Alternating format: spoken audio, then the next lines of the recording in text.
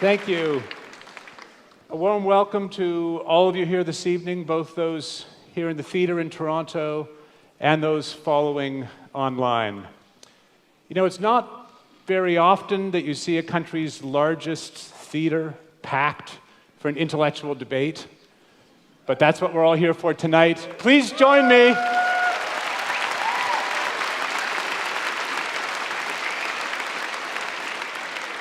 Please join me in welcoming to the stage Dr. Slavoj Zizek and Dr. Jordan Peterson.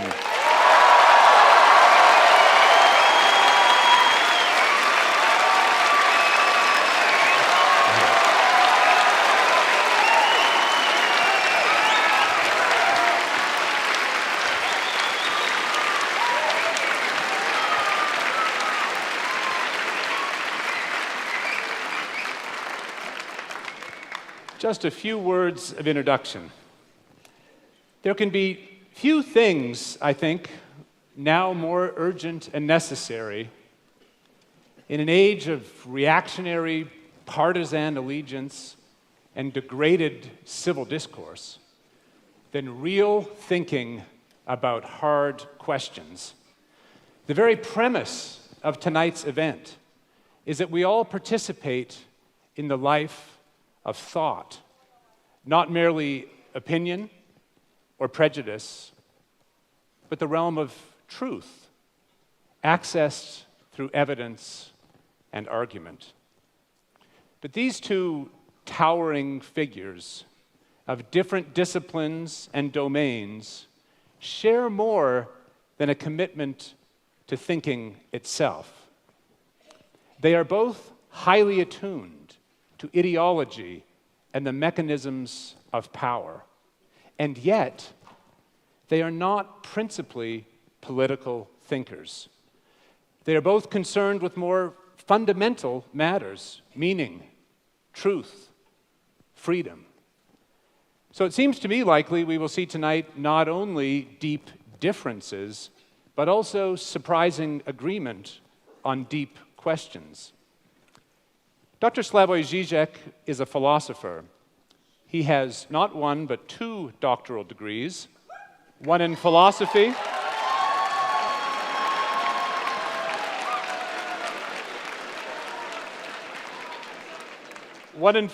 from the University of Ljubljana, and a second in psychoanalysis from University... Let's hear it for psychoanalysis. From the University of Paris 8. He is now a professor at the Institute of Sociology and Philosophy at the University of Ljubljana and the director of the Birkbeck Institute for the Humanities at the University of London. He has published more than 36 books, many on the most seminal philosophers of the 19th and 20th centuries. He is a dazzling theorist with extraordinary range. A global figure for decades, he turns again and again with dialectical power to radical questions of emancipation, subjectivity, and art.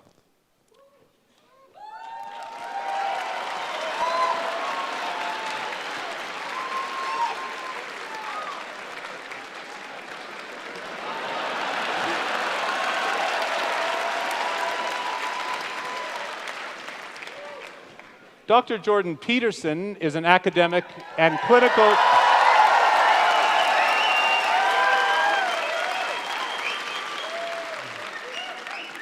An academic and clinical psychologist. His doctorate was awarded by McGill University, and he was subsequently...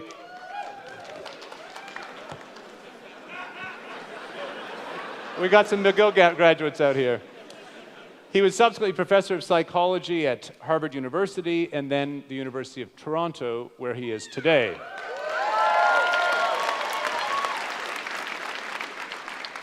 The author of 2 books and well over 100 academic articles, Dr. Peterson's intellectual roots likewise lie in the 19th and early 20th centuries, where his reading of Nietzsche, Dostoevsky, and above all, Carl Jung, inform his interpretation of ancient myths, of 20th century totalitarianism, and especially his endeavor to counter contemporary nihilism. His 12 Rules for Life is a global bestseller, and his lectures and podcasts are followed by millions around the world.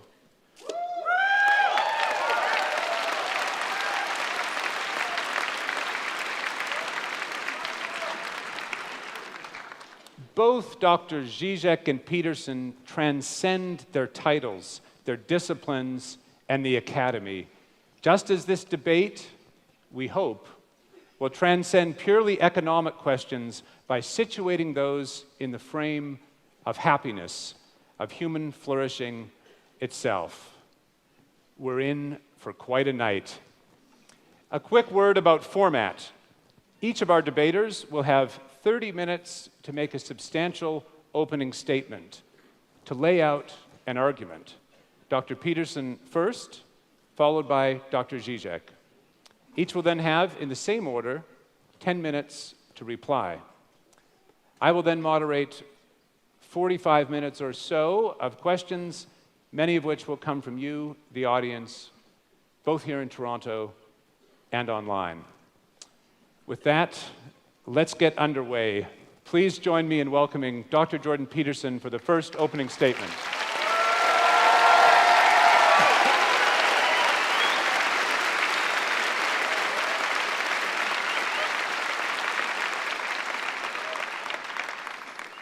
Well, thank you for that insanely enthusiastic welcome for the entire event and also for being here. I have to tell you first that this event, and I suppose my life in some sense, hit a new milestone that I was just made aware of by a stagehand today backstage, who informed me that last week the tickets for this event were being scalped online at a higher price than the tickets for the Leafs playoff games.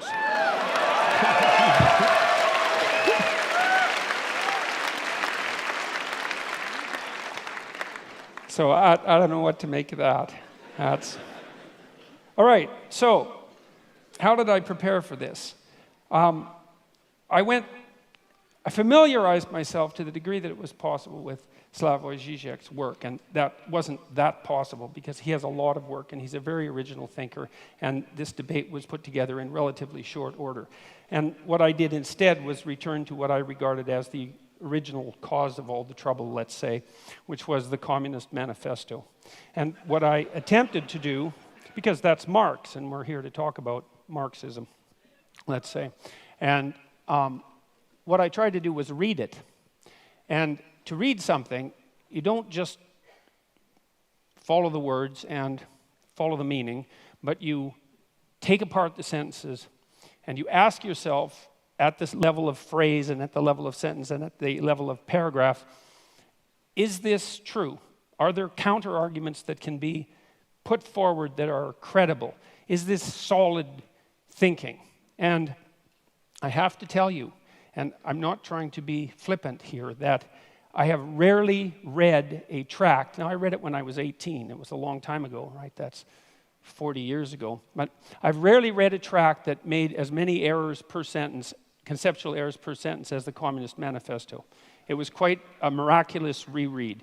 It was interesting to think about it psychologically as well, because I've read student papers that were of the same ilk in some sense, although I'm not suggesting that they were of the same level of glittering literary brilliance and polemic quality. And I also understand that the Communist Manifesto was a call for revolution and not a standard logical argument. But that notwithstanding, I have some things to say about the authors psychologically. The first thing is that it doesn't seem to me that either Marx or Engels grappled with this particular fundamental truth, which is that almost all ideas are wrong. And so and it doesn't matter if they're your ideas or someone else's ideas, they're probably wrong. And even if they strike you with the force of brilliance, your job is to assume, first of all, that they're probably wrong, and then to assault them with everything you have in your arsenal and see if they can survive. And what struck me about the Communist Manifesto was it was akin to something Jung said about typical thinking. And this was the thinking of people who weren't trained to think. And he said that the typical thinker has a thought, it appears to them like an object might appear in a room. The thought appears, and then they just accept it as true. They don't go the second step, which is to think about the thinking. And that's the real essence of critical thinking. And so that's what you try to teach people in university, is to read a text and to think about it critically, not to destroy the utility of the text, but to separate the wheat from the chaff. And so what I tried to do when I was reading the Communist Manifesto was to separate the wheat from the chaff. And I'm afraid I found some wheat, yes, but mostly chaff. And I'm going to explain why, hopefully in relatively short order. So I'm going to outline 10 of the fundamental axioms of the Communist Manifesto. And so these are truths that are basically held as self-evident by the authors. And they're truths that are presented in some sense as unquestioned. And I'm going to question them and tell you why I think they're unreliable. Now, we should remember that this tract was actually written 170 years ago. That's a long time ago. And we have learned a fair bit from since then about human nature, about society, about politics, about economics. There's lots of mysteries left to be unsolved, but left to be solved, but we are slightly wiser, I presume, than we were at one point. And so you can forgive the authors to some degree for what they didn't know, but that doesn't matter given that the essence of this doctrine is still held as sacrosanct by a large proportion of academics. Probably are among the most, what would you call, guilty of that particular sin. So here's proposition number 1. History is to be viewed primarily as an economic class struggle. All right, so let's think about that for a minute. The first of all is the proposition there is that history is primarily to be viewed through an economic lens, and I think that's a debatable proposition because there are many other motivations that drive human beings than economics, and those have to be taken into account, especially that drive people other than economic competition, like economic cooperation, for example. And so that's a problem. The other problem is that it's actually not nearly a pessimistic enough description of the actual problem, because history, this is to give the devil his due. The idea that one of the driving forces between history is hierarchical struggle is absolutely true. But the idea that that's actually history is not true, because it's deeper than history. It's biology itself, because organisms of all sorts organize themselves into hierarchies. And one of the problems with hierarchies is that they tend to arrange themselves into a winner-take-all situation. And so, and that is implicit in some sense in Marxist thinking, because of course Marx believed that in a capitalist society, capital would accumulate in the hands of fewer and fewer people. And that actually is in keeping with the nature of hierarchical organizations. Now, the problem with that isn't so much the fact of so there's accuracy in the accusation that that is a eternal form of motivation for struggle, but it's an underestimation of the seriousness of the problem because it attributes it to the structure of human societies rather than the deeper reality of the existence of hierarchical structures per se, which, as they also characterize the animal kingdom to a large degree, are clearly not only human constructions. And the idea that there's hierarchical competition among human beings, there's evidence for that goes back at least to the Paleolithic times.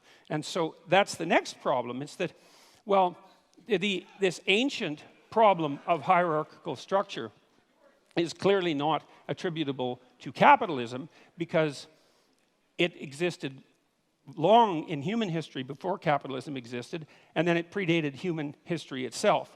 So the question then arises, why would you necessarily, at least implicitly, link the class struggle with capitalism, given that it's a far deeper problem? And now, it's also, you've got to understand that this is a deeper problem for people on the left, not just for people on the right. It is the case that hierarchical structures dispossess those people who are at the bottom, those creatures who are at the bottom, speaking, say, of animals, but those people who are at the bottom, and that is a fundamental existential problem. But the other thing that Marx didn't seem to take into account is that there are far more reasons that human beings struggle than their economic class struggle, even if you build the hierarchical idea into that, which is a more comprehensive way of thinking about it. Human beings struggle with themselves, with the malevolence that's inside themselves, with the evil that they're capable of doing, with the spiritual and psychological warfare that goes on within them. And we're also actually always at odds with nature. And this never seems to show up in Marx, and it doesn't show up in Marxism in general. It's as if nature doesn't exist. The primary conflict, as far as I'm concerned, or a primary conflict that human beings engage in, is the struggle for life in a cruel and harsh natural world. And it's as if that doesn't exist in the Marxist domain. If human beings have a problem, it's because there's a class struggle that's essentially economic. It's like, no, human beings have problems because we come into life starving and lonesome.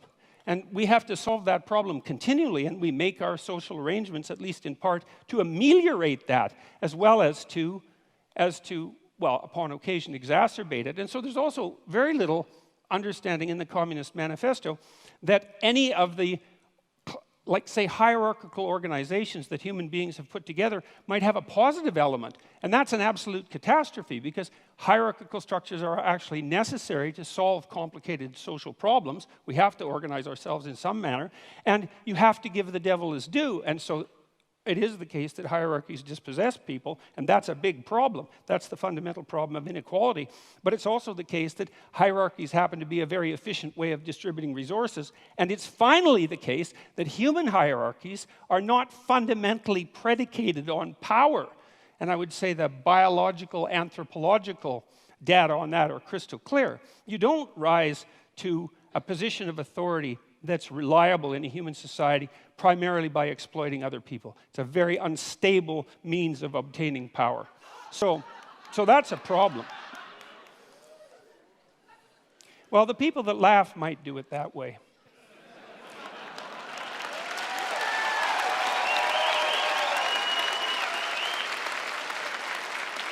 Okay, now another problem that comes up right away is that Marx also assumes that you can think about history as a binary class struggle with clear divisions between, say, the proletariat and the bourgeoisie.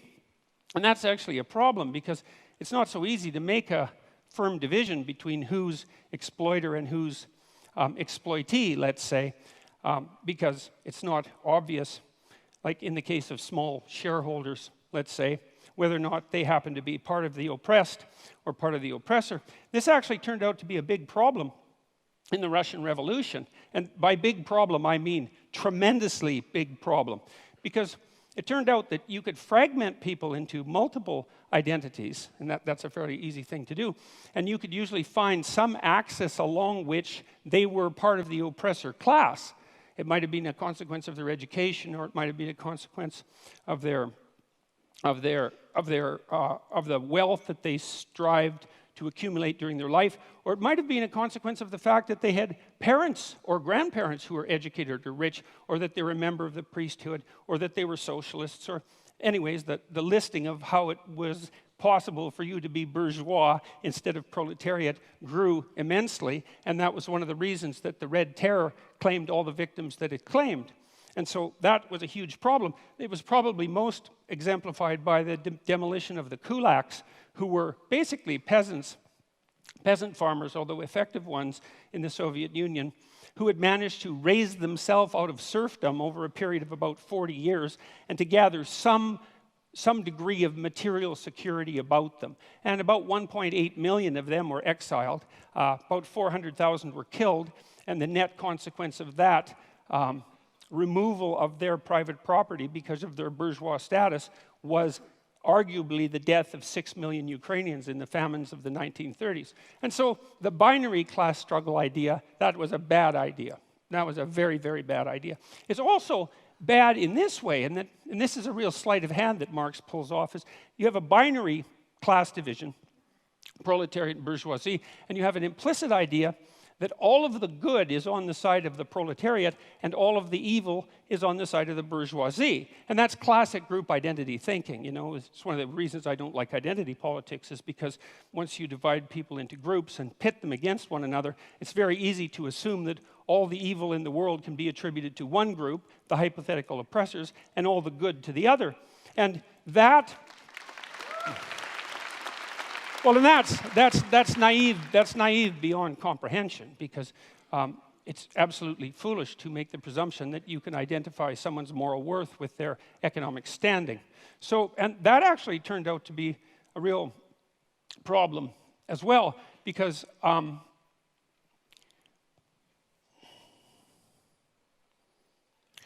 Marx also came up with this idea, which is a crazy idea, as far as I can tell, of the, that's a technical term, crazy idea, of the dictatorship of the proletariat. And that's the next idea that I really stumbled across. It was like, okay, so what's the problem? Well, the problem is the capitalists own everything. They own all the means of production. And they're oppressing everyone. And that would be all the workers. And there's going to be a race to the bottom of wages for the workers as the capitalists strive to extract more and more value from the labor of the proletariat by competing with other capitalists to drive wages downward, which, by the way, didn't happen, partly because wage earners can become scarce, and that actually drives the market value upward. But the fact that you assume a priori that all the evil can be attributed to the capitalists and all the good, the bourgeoisie, and all the good could be attributed to the proletariat meant that you could hypothesized that a dictatorship of the proletariat could come about, and that was the first stage in the communist revolution. And remember, this is a call for revolution, and not just revolution, but bloody, violent revolution, and the overthrowing of all existent social structures.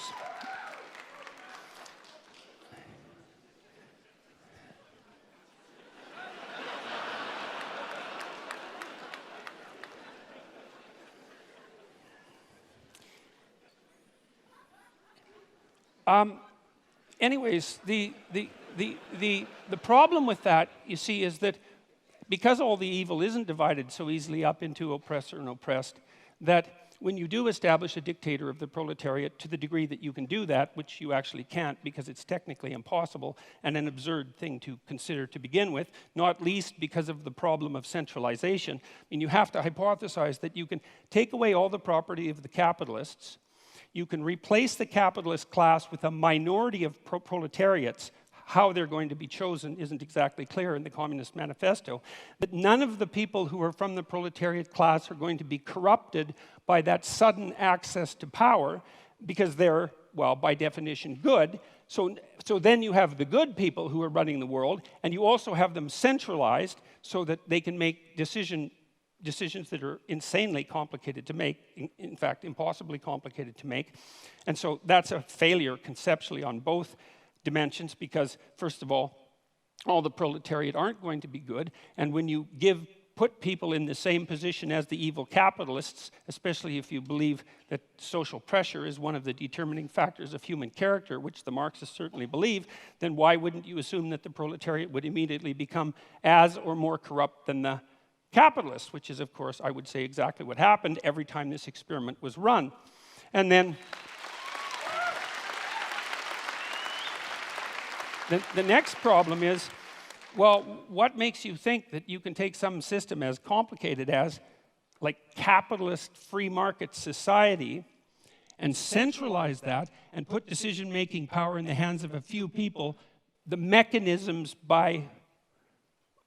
without specifying the mechanisms by which you're going to choose them? Like, what makes you think they're going to have the wisdom or the ability to do what the capitalists were doing, unless you assume, as Marx did, that all of the evil was with the capitalists and all the good was with the proletariats, and that nothing that capitalists did constituted valid labor, which is another thing that Marx assumed, which is palpably absurd, because people who are, like, maybe if you're a dissolute aristocrat from 1830 or earlier, and you run a feudal estate and all you do is spend your time gambling and chasing prostitutes, well, then your labor value is zero. But if you're if you're running a business and it's a successful business, first of all, you're a bloody fool to exploit your workers, because even if you're greedy as sin, because you're not going to extract the maximum amount of labor out of them by doing that. And the notion that you're adding no productive value as a manager rather than a capitalist it's absolutely absurd. All it does is indicate that you either know nothing whatsoever about how an actual business works, or you refuse to know anything about how an actual business works. So that's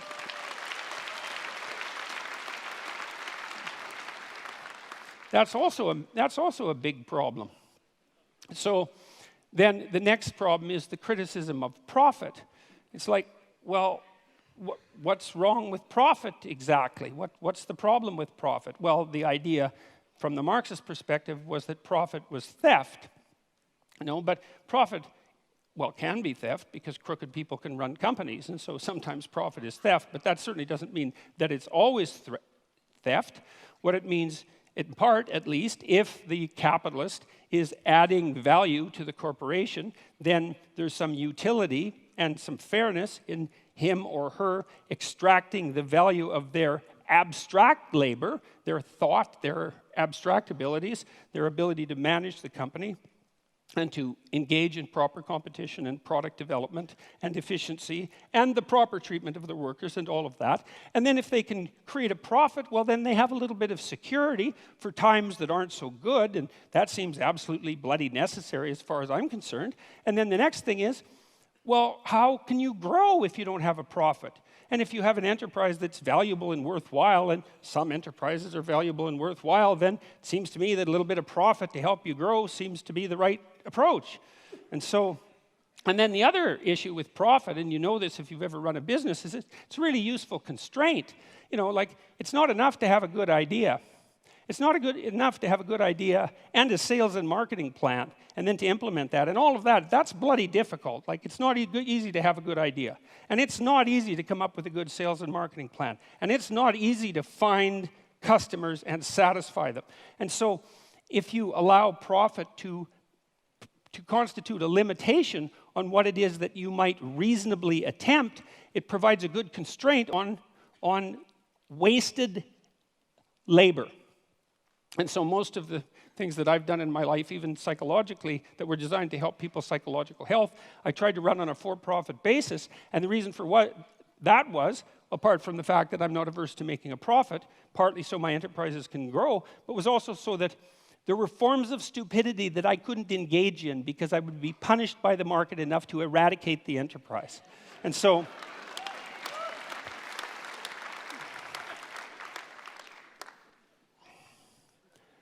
okay, and then so the next issue, this is a weird one. So Marx and Engels also assume that this dictatorship of the proletariat, which involves absurd centralization, the overwhelming probability of corruption, and impossible computation, as the proletariat now try to rationally compute the manner in which an entire market economy could run, which cannot be done because it's far too complicated for anybody to think through. The next theory is that somehow the proletariat dictatorship would become magically hyperproductive. And there's actually no theory at all about how that's going to happen.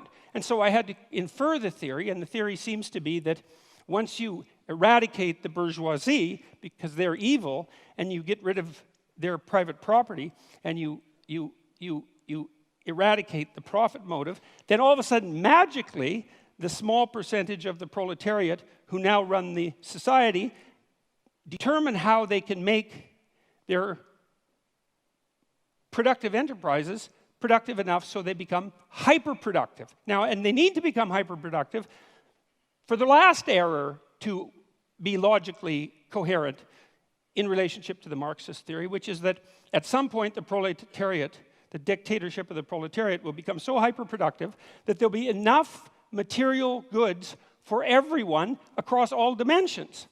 And when that happens, then what people will do is spontaneously engage in meaningful creative labor, which is what they had been alienated from in the capitalist horror show, and the utopia will be magically ushered in.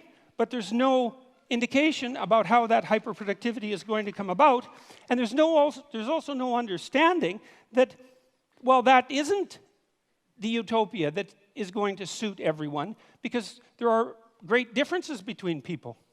And some people are going to find what they want in love, and some are going to find it in social being, and some are going to find it in conflict and competition, and some are going to find it in creativity, as Marx pointed out. But the notion that will necessarily be the end goal for the utopian state is preposterous. And then there's the Dostoevskian observation too, which is one not to be taken lightly, which is, well, what sort of shallow conception of people do you have that makes you think that if you gave people enough bread and cake, in the Dostoevskian terms, and nothing to do with except to busy themselves with the continuity of the species, that they would all of a sudden become peaceful and heavenly.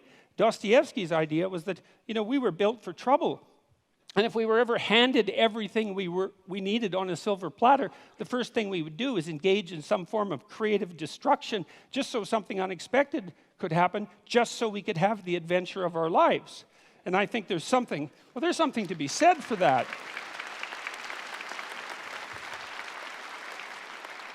So, and then the last error, let's say, although by no means the last, was this, and this is one of the strangest parts of the Communist Manifesto, is Marx admits, and Engels admit repeatedly in the Communist Manifesto, that there has never been a system of production in the history of the world that was as effective at producing material commodities in excess than capitalism. Like that's extensively documented in the Communist Manifesto. And so if your proposition is, look, we got to get as much material security for everyone as possible, as fast as we can, and capitalism already seems to be doing that at a rate that's unparalleled in human history, wouldn't the logical thing be just to let the damn system play itself out? I mean, unless you're assuming that the evil capitalists are just going to take all of the flat screen televisions and put them in one big room and not let anyone else have one. The logical assumption is that, well, you're already on a road that's supposed to produce the proper material productivity. And so, well, that's 10 reasons, as far as I can tell. And so what I saw in that the Communist Manifesto is like seriously flawed in virtually every way it could possibly be flawed, and also all in evidence that Marx was the kind of narcissistic thinker who could think. He was a very intelligent person, and so was Engels. But what he thought when he thought was that what he thought was correct. And he never went the second stage, which is, well, wait a second. How could all of this go terribly wrong? And if you're a thinker, especially a sociological thinker, especially a thinker on the broad scale, a social scientist, for example, one of your moral obligations is to think, you might be wrong about one of your fundamental axioms, or 2 or 3 or 10, and as a consequence, you have the moral obligation to walk through the damn system and think, well, what if I'm completely wrong here and things invert and go exactly the wrong way? And I just can't understand how anybody could come up with an idea like the dictatorship of the proletariat, especially after advocating its implementation with violent means, which is a direct part of the Communist Manifesto, and actually think, if they were thinking, if they knew anything about human beings and the proclivity for malevolence that's part and parcel of the individual human being, that could do anything but lead to a special form of hell, which is precisely what did happen. And so I'm going to close, because I have 3 minutes, with a bit of evidence as well that Marx also thought that what would happen inevitably as a consequence of capitalism is the rich would get richer and the poor would get poorer. So there would be inequality. The first thing I'd like to say is we do not know how to set up a human system of economics without inequality. No one has ever managed it, including the communists.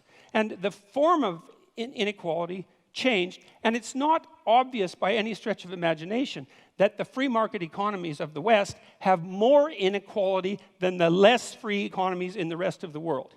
And the one thing you can say about capitalism is that although it produces inequality, which it absolutely does, it also produces wealth, and all the other systems don't. They just produce inequality.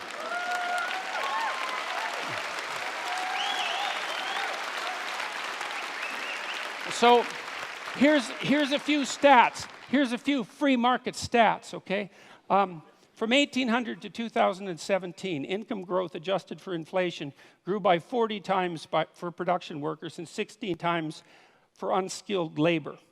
Well, GDP rose by a factor of about 0.5 from 1 AD to 1800. So from 1 AD to 1800 AD, it was like nothing, flat. And then all of a sudden, in the last 217 years, there's been this unbelievably upward movement of wealth. And it doesn't only characterize the tiny percentage of people at the top who, admittedly, do have most of the wealth. The question is, not only, though, what's the inequality, the question is, well, what's happening to the absolutely poor at the bottom? And the answer to that is, they're getting richer faster now than they ever have in the history of the world.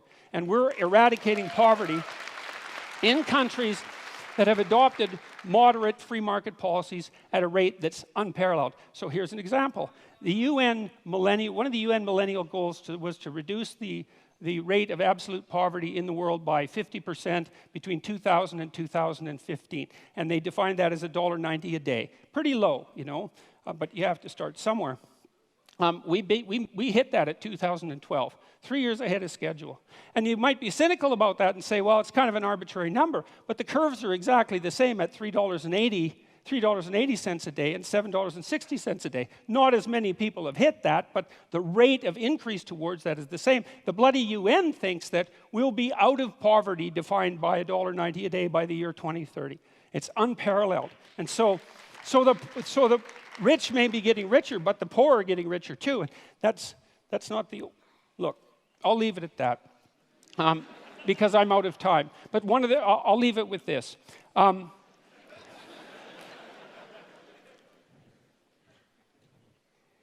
The poor are not getting poorer under capitalism. The poor are getting richer under capitalism by a large margin. And I'll leave you with one statistic, which is that now in Africa, the child mortality rate in Africa now is the same as the child mortality rate was in Europe in 1952. And so that's happened within the span of one lifetime. And so if you're for the poor, if you're actually concerned that the poorest people in the world rise above their starvation levels, then all the evidence suggests that the best way to do that is to implement something approximating a free market economy. And so, thank you very much.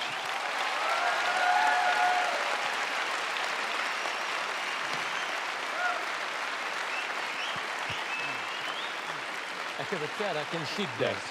It has helped me a lot, okay. Thank you, Dr. Peterson. Dr. Žižek. Thank you.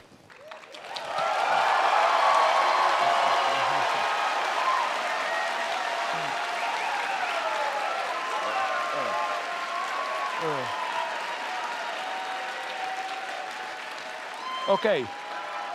First, a brief introductory remark. I cannot but notice the irony of how Peterson and I, the participants in this duel of the century, are both marginalized by the official academic community. I'm supposed to defend here the left liberal line against neoconservatives. Really? Most of the attacks on me are now precisely from left liberals. Just remember the outcry against my critique of LGBT plus ideology. And I'm sure that if the leading figures in this field were to be asked if I am fit to stand for them, they would turn in their graves even if they are still alive. So let me begin by bringing together the three notions from the title: happiness, communism, capitalism. In one exemplary case, China today. China in the last decades is arguably the greatest economic success story in human history. Hundreds of millions raised from poverty into middle-class existence. How did China achieve it? The 20th century left was defined by its opposition to the two fundamental tendencies of modernity: the reign of capital with its aggressive market competition, the authoritarian bureaucratic state power. Today's China combines these two features in its extreme form: strong authoritarian state, wild capitalist dynamics. And it's important to note, they do it on behalf of happiness of the majority of people. They don't mention communism to legitimize their rule. They prefer the old Confucian notion of a harmonious society. But are the Chinese any happier for all that?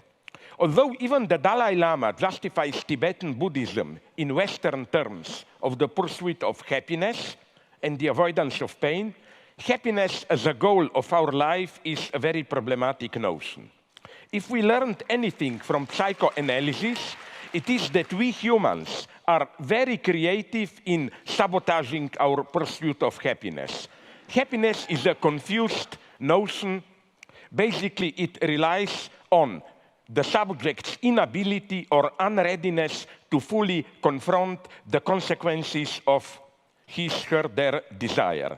In our daily lives, we pretend to desire things which we do not really desire, so that ultimately the worst thing that can happen is for us to get what we officially desire.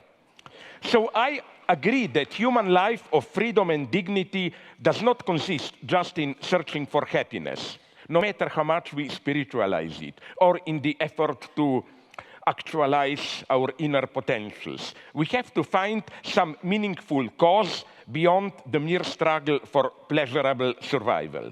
However, I would like to add here a couple of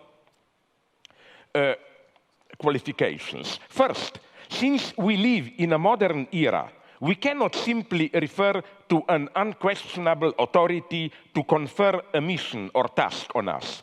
Modernity means that, yes, we should carry the burden. But the main burden is freedom itself. We are responsible for our burdens.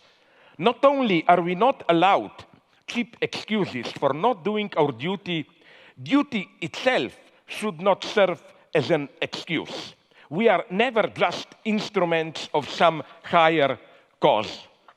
Once traditional authority loses its substantial power, it is not possible to return to it. All such returns are today a postmodern fake. Does Donald Trump stand for traditional values? No, his conservatism is a postmodern performance, a gigantic ego trip.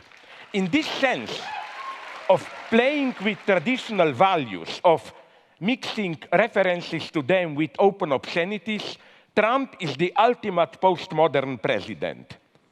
If we compare Trump with Bernie Sanders, Trump is a postmodern politician at its purest, while Sanders is rather an old-fashioned moralist.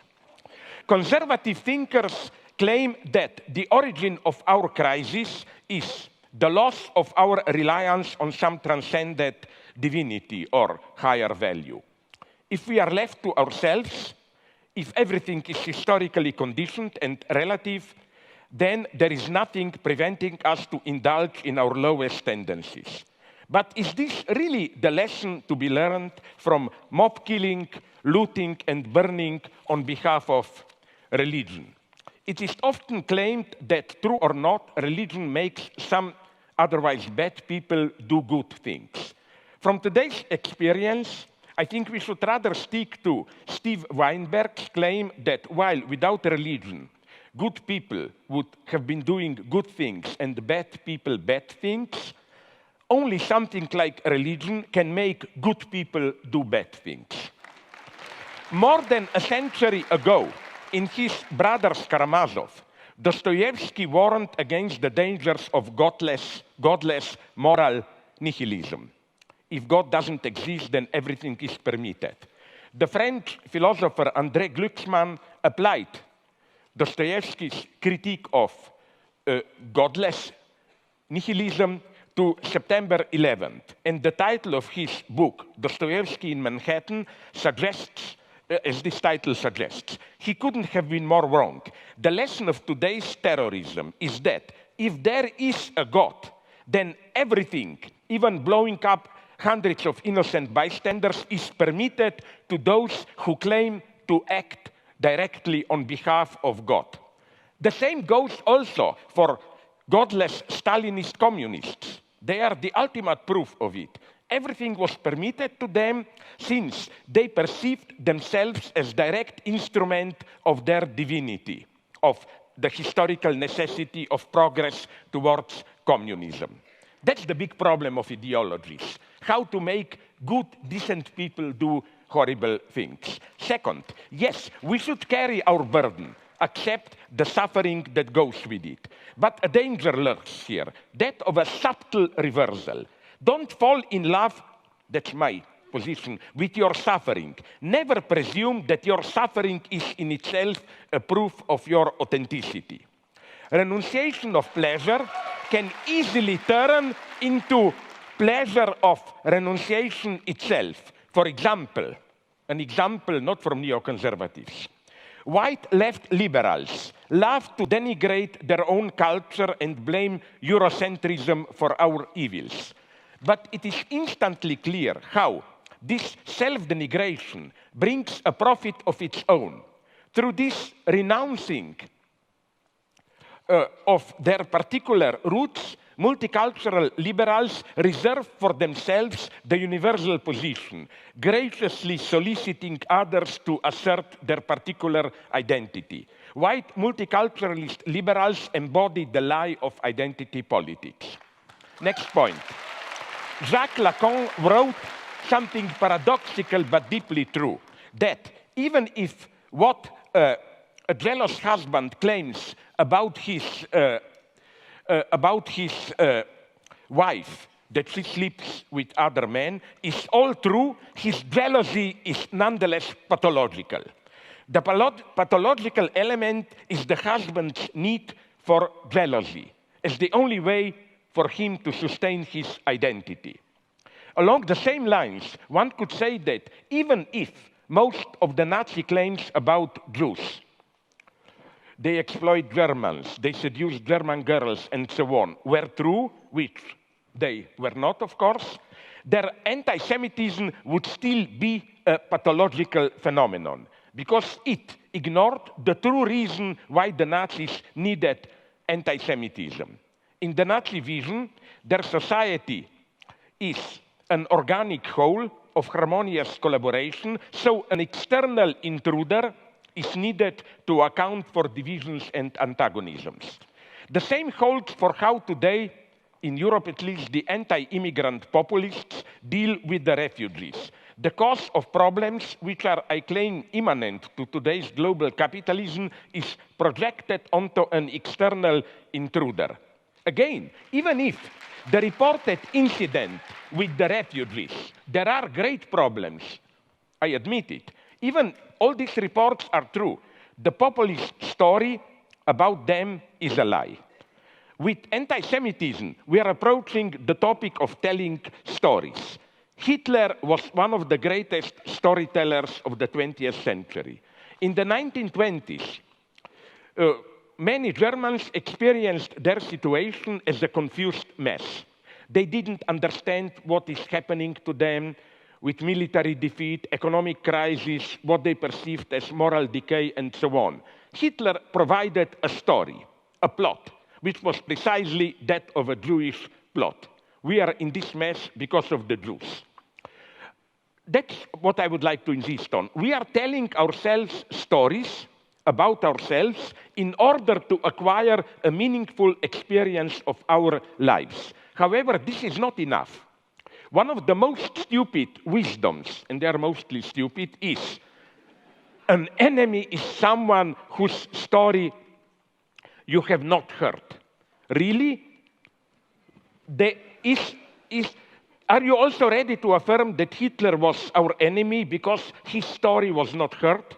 The experience that we have of our lives from within, the story we tell ourselves about ourselves in order to account for what we are doing is, and this is what I call ideology, fundamentally a lie. The truth lies outside in what we do.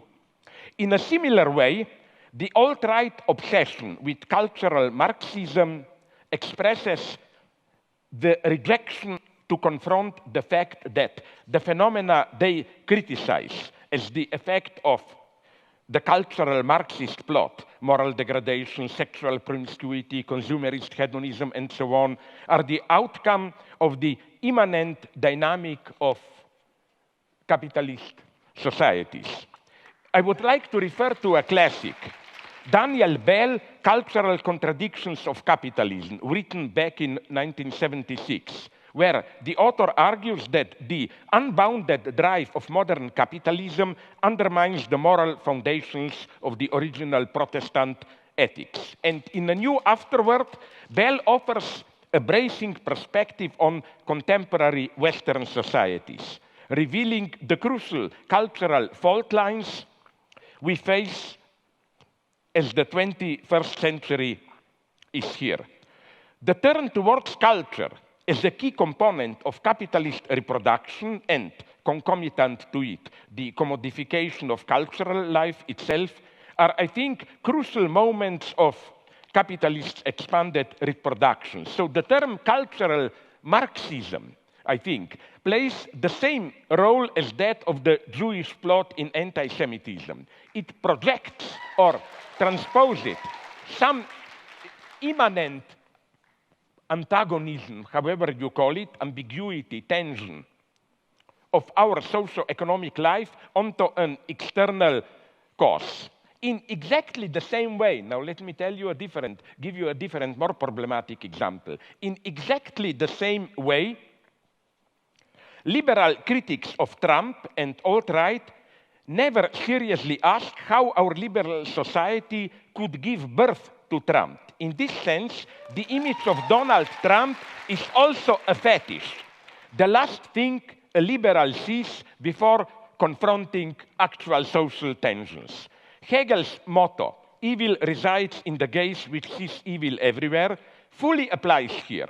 The very liberal gaze which demonizes Trump is also evil because it ignores how its own failures opened up the space for Trump's type of patriotic populism.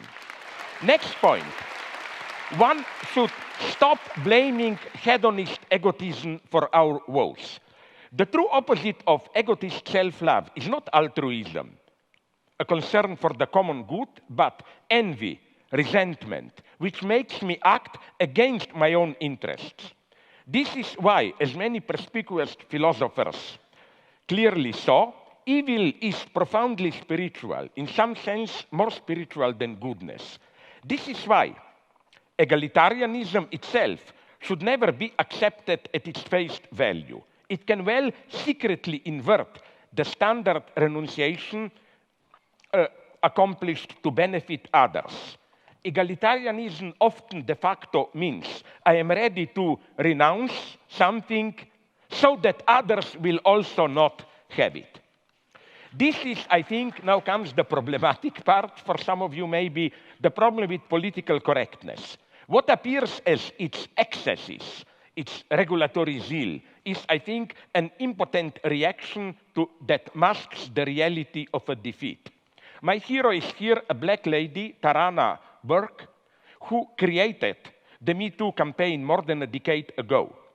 She observed in a recent critical note that in the years since the movement began, it deployed an unwavering obsession with the perpetrators. Me Too is all too often a genuine protest filtered through resentment.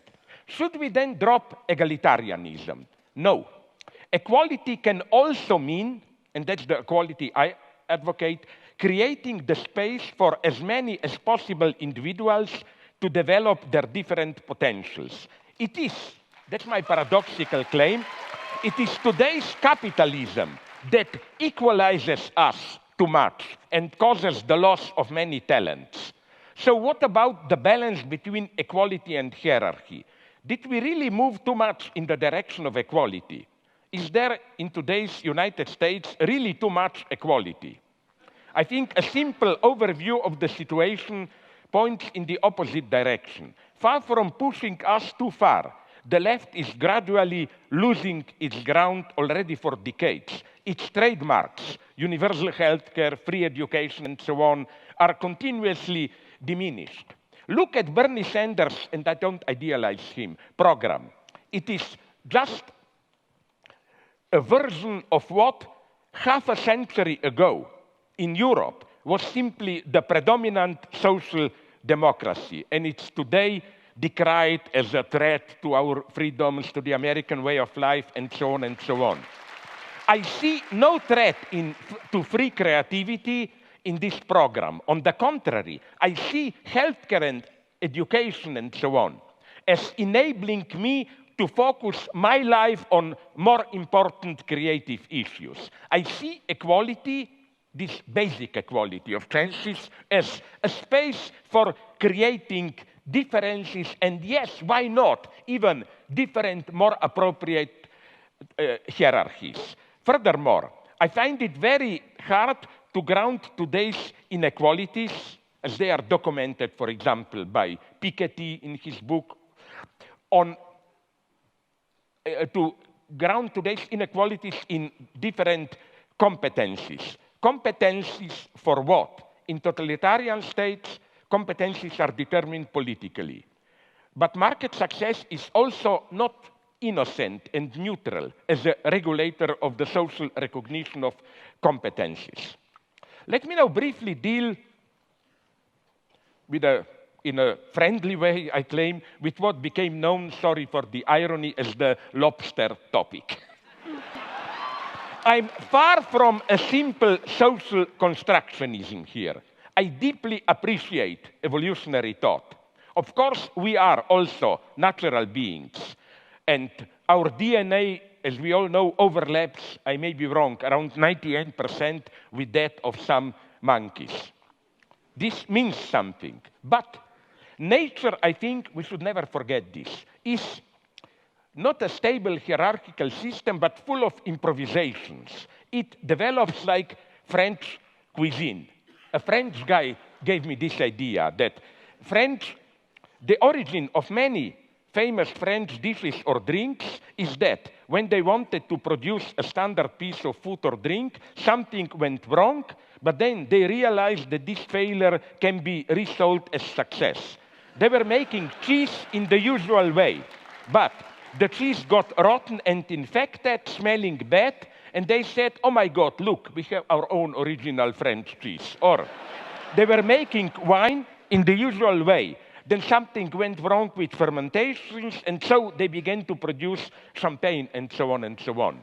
I'm not making just a joke here, because I think that it is exactly like this that, and that's the lesson of psychoanalysis, that our sexuality works.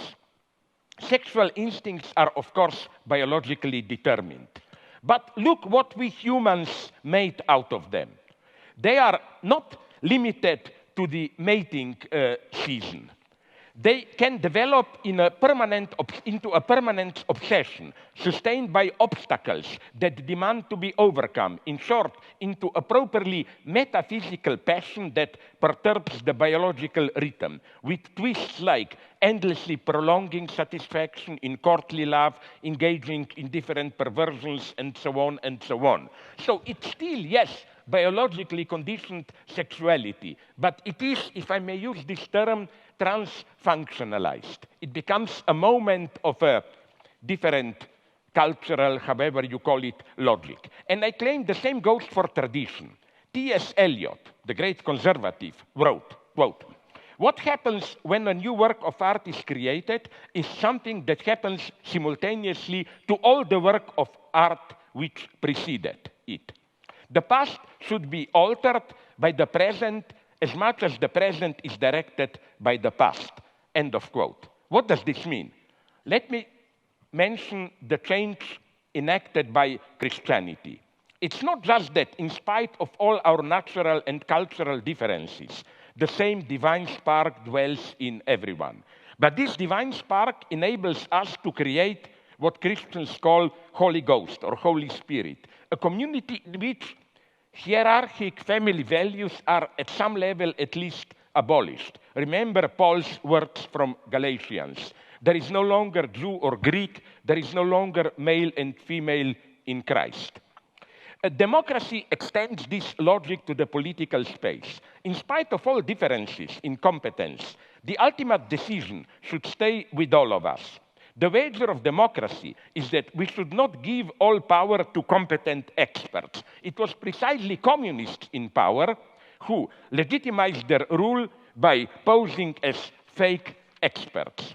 And incidentally, I'm far from believing in ordinary people's wisdom. We often need a master figure to push us out of an inertia. And I'm not afraid to say that forces us to be free. Freedom and responsibility hurt. They require an effort. And the highest function of an authentic master is to literally to awaken us to our freedom. We are not spontaneously really free. Furthermore, I think that social power and authority cannot be directly grounded in competence. In our human universe, power, in the sense of exerting authority, is something much more mysterious, even irrational. Kierkegaard, my and everybody's favorite theologist, wrote, if a child says he will obey his father because his father is a competent and good guy, this is an affront to father's authority. And he applied the same logic to Christ himself. Christ was justified by the fact of being God's son, not by his competencies or capacities. As Kierkegaard put it, every good student of theology can put things better than Christ. There is no such authority in nature. Lobsters may have hierarchy, undoubtedly, but the main guy among them, I don't think he has authority in this sense. Again, the wager of democracy is that, and that's the subtle thing, not against competence and so on, but that political power and competence or expertise should be kept apart. In Stalinism, precisely, they were not kept apart, while already in ancient Greece, they knew that they have to be kept apart, which is why their popular weight was even combined with lottery often. So where does communism, just to conclude, where does communism enter here?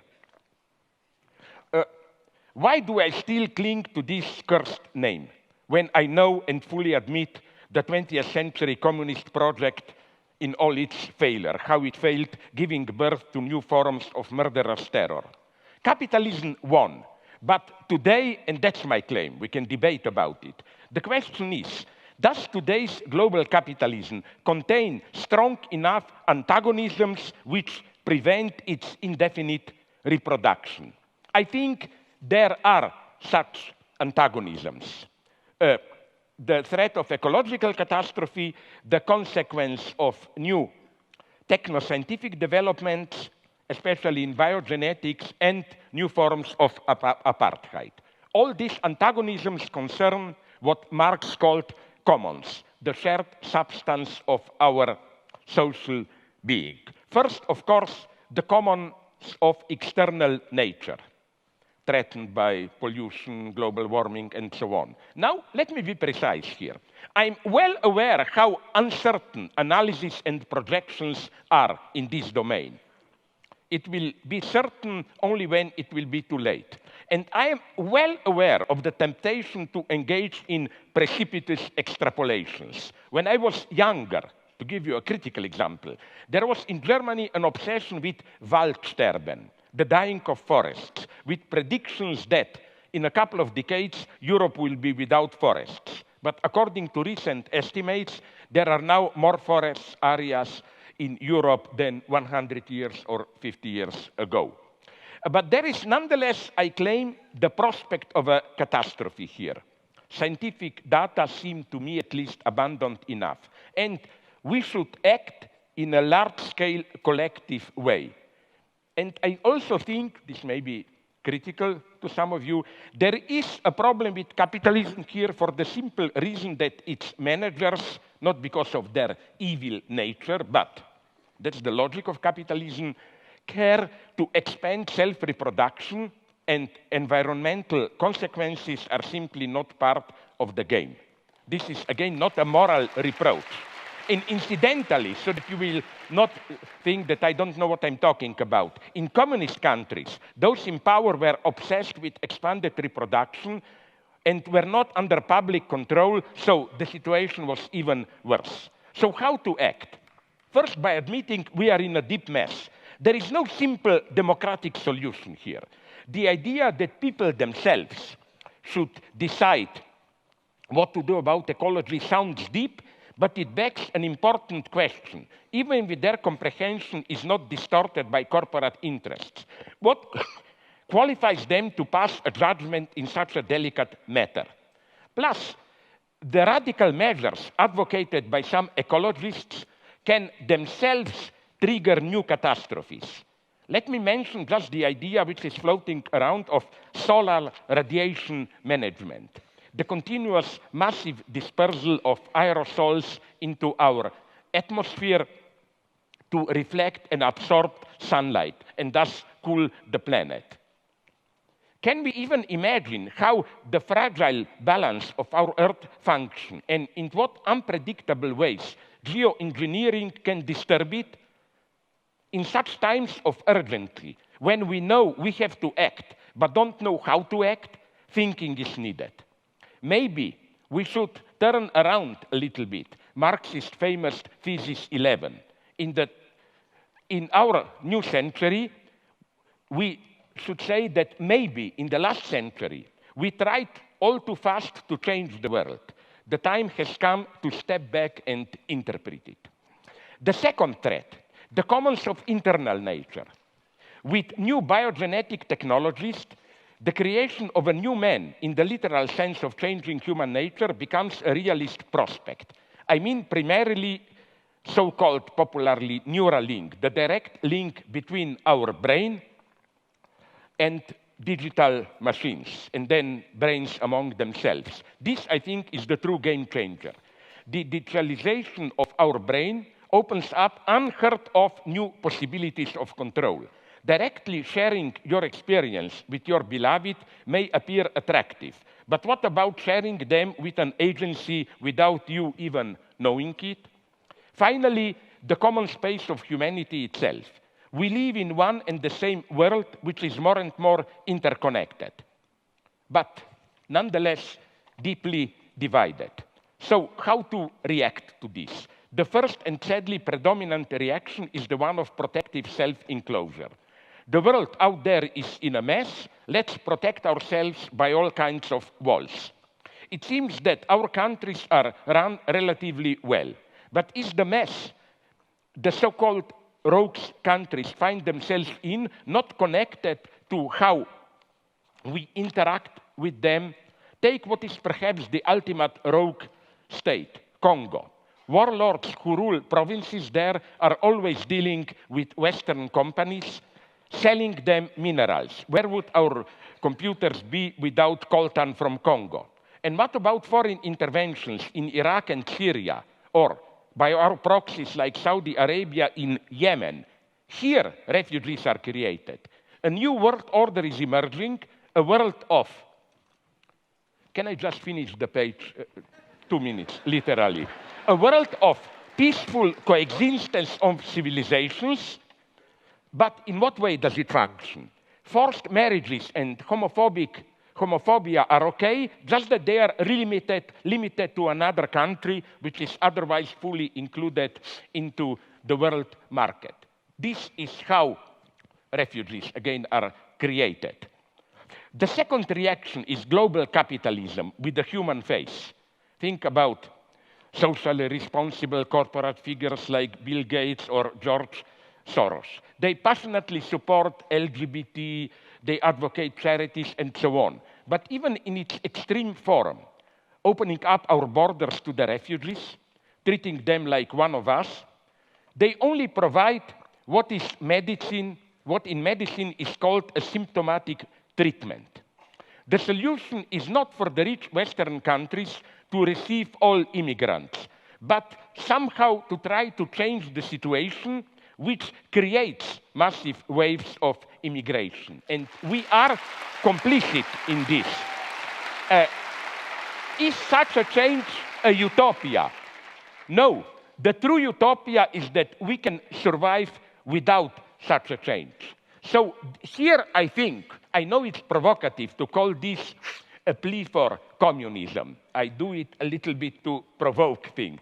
But what is needed is nonetheless in all these spheres, I claim, ecology, digital control, unity of the world, capitalist market, which does great things, I admit it, has to be somehow limited, regulated, and so on.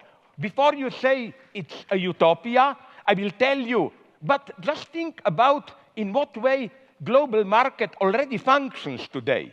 I always thought that neoliberalism is a fake term. If you look closely, you will see that state plays today more important role than ever precisely in the richest capitalist economies. So, you know, the market is already limited, but not in the right way, to put it naively. So, a pessimist conclusion. What will happen?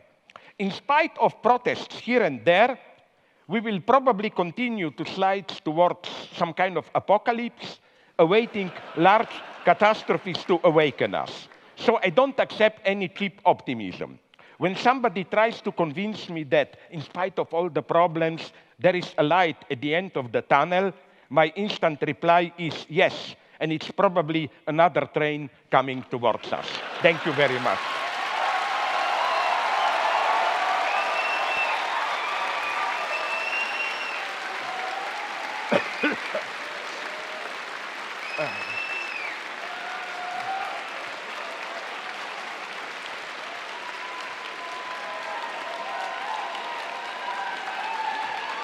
Please don't do this, because I really think that's why I hope you, Jordan, agree with it, that's why we are here, engaged in this debate. Don't take it as a cheap competition. It may be that, but we are, as you said in your introduction, desperately trying to confront serious problems.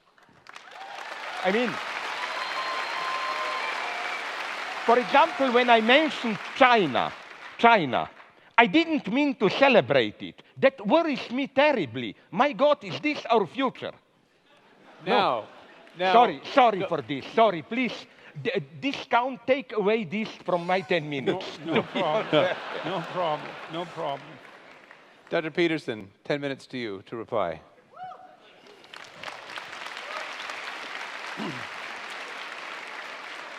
So I like to speak extemporaneously, but Dr. Zizek's discussion was so complex that there's no way that I can juggle my responses spontaneously. So, okay, yeah, well, and achievement managed, I would say. So I heard much of what I heard. I agreed with, but we can get to that. I'm going to respond. Keep that. Pull out the knife. All right. Well, I heard a criticism of capitalism, but no real support of Marxism. And that's an interesting thing, because for me, the terms of the argument were, well, there were three terms of the argument, let's say. There was capitalism, there was Marxism, and there was happiness. And I would say Dr. Zizek focused probably more on the problems of capitalism and the problems of happiness than on the utility of Marxism. And that actually comes as a surprise to me, because I presumed that much of what I would hear would be a support of something approximating traditional or even a-traditional Marxism, which is why I organized the first part of my talk as an attack against Marxism per se. Okay, so now Zizek points out that there are problems of capitalism. And I would like to say that I'm perfectly aware that there are problems with capitalism. I wasn't defending capitalism, actually, in some sense. I was defending it in comparison to communism, which is not the same thing. Because as Winston Churchill said about democracy, you know, it's the worst form of government there is, except for all the other forms. And so you might say the same thing about capitalism, is that it's the worst form of economic arrangement you could possibly manage, except for every other one that we've ever tried. And I'm dead serious about that. I'm not trying to be flippant. I mean that it isn't obvious to me, when Dr. Žižek is speaking in more apocalyptic terms, it isn't obvious to me that we can solve the problems that confront us. And it's also not a message that I have been purveying that unbridled capitalism per se, as an isolated, what would you say, social economic structure, actually constitutes the proper answer to the problems that confront us. So I haven't made that case in any of the lectures that anything I've written or any of the lectures that I've done, because I don't believe it to be true. He said, well, what's the problems with capitalism? Well, the commodification of cultural life, all life, fair enough. There's something that isn't exactly right about reducing everything to economic competition. And capitalism certainly pushes in that direction. Advertising culture pushes in that direction. Sales and marketing culture pushes in that direction. And there's reasons for that, and I have a certain amount of admiration for the necessity of advertisers and salesmen and marketers. But that doesn't mean that the transformation of all elements of life into commodities in a capitalist sense is the best way forward. I don't think it is the best way forward. I think the evidence for that's actually quite clear. There is, by the way, a relationship. This is something I didn't point out before. There is a relationship between wealth and happiness. It's quite well defined in the psychological literature. Now, it's not exactly obvious whether the happiness measures are measures of happiness or whether they're measures of the absence of misery. And my sense is, as a psychometrician who's looked at these scales, that people are more concerned with not being miserable than they are with being happy. And those are all actually separate emotional states mediated by different psychobiological systems. It's a technical point, but it's an important one. There is a relationship between absolute level of income and self-reported lack of misery or happiness. And it's pretty linear until you hit, I would say, something approximating decent working class income. And so what seems to happen is that wealth makes you happy as long as it keeps the bill collectors at bay. Like once you've got to the point where the misery is staved off as much as it can be by the fact that you're not in absolutely economically dire straits, then adding more money to your life has no relationship whatsoever to your well-being. And so it's clear that past a certain minimal point, additional material provision is not sufficient to, let's say, redeem us individually or socially. And it's certainly the case that the radical wealth production that characterizes capitalism might produce a fatal threat to the structure of our social systems and our broader ecosystems. Who knows? I'm not absolutely convinced of that for a variety of reasons. I mean, Žižek pointed out, for example, that there are more forests in Europe now than there were 100 years ago. There's actually more forests in the entire northern hemisphere than there were 100 years ago. And the news on the ecological front is not as dismal as the people who put out the most dismal news would have you think. And there is some possibility. That doesn't mean that there aren't elements of it that are dismal. You know, what we've done to the oceans is definitely something catastrophic, and we definitely have our problems. But it is possible that human ingenuity might solve that. What else? There are inequalities generated by capitalism, a proclivity towards a shallow materialism, the probability of corruption. The thing about that for me is those are catastrophes that are part of the struggle for human existence itself and not something to be laid at the feet of any given socio-political system, especially one that seems to be producing a fair modicum of wealth for the poorest section of the population and raising people up to the point where, you know, their lives aren't an unending day-to-day struggle for mere survival. And there's some evidence, for example, that if you can get GDP up to about $5,000 per person per year, oh, that's GDP, that people start to become concerned about environmental degradation and start to take actions to prevent it. And so there is some possibility that if we're lucky, we can get the bottom billion or 2 billion people in the world, or 3 billion as the population grows, up to the point where they're wealthy enough so they actually start to care enough about the environment so that we could act collectively to solve environmental problems. Now, you might say, well, by that time we'll be out of Earth. You know, we'll have exhausted the resources that are in front of us so desperately that there's no hope of that. But I would like to remind you of a famous bet between Julian Simon and the biologist at Stanford who wrote, Paul Ehrlich, who wrote The Population Bomb, they bet, Ehrlich, who thought we were going to be overpopulated by the year 2000, bet Simon that by the year 2000, commodity prices would have increased dramatically as a consequence of evidence that we were running out of material resources. They made a famous bet over a 25-year period, and Ehrlich paid off Simon in the year 2000 because commodity prices went down and not up. And so there is no solid evidence that the fact that our population is growing and will peak out, by the way, at about 9 billion,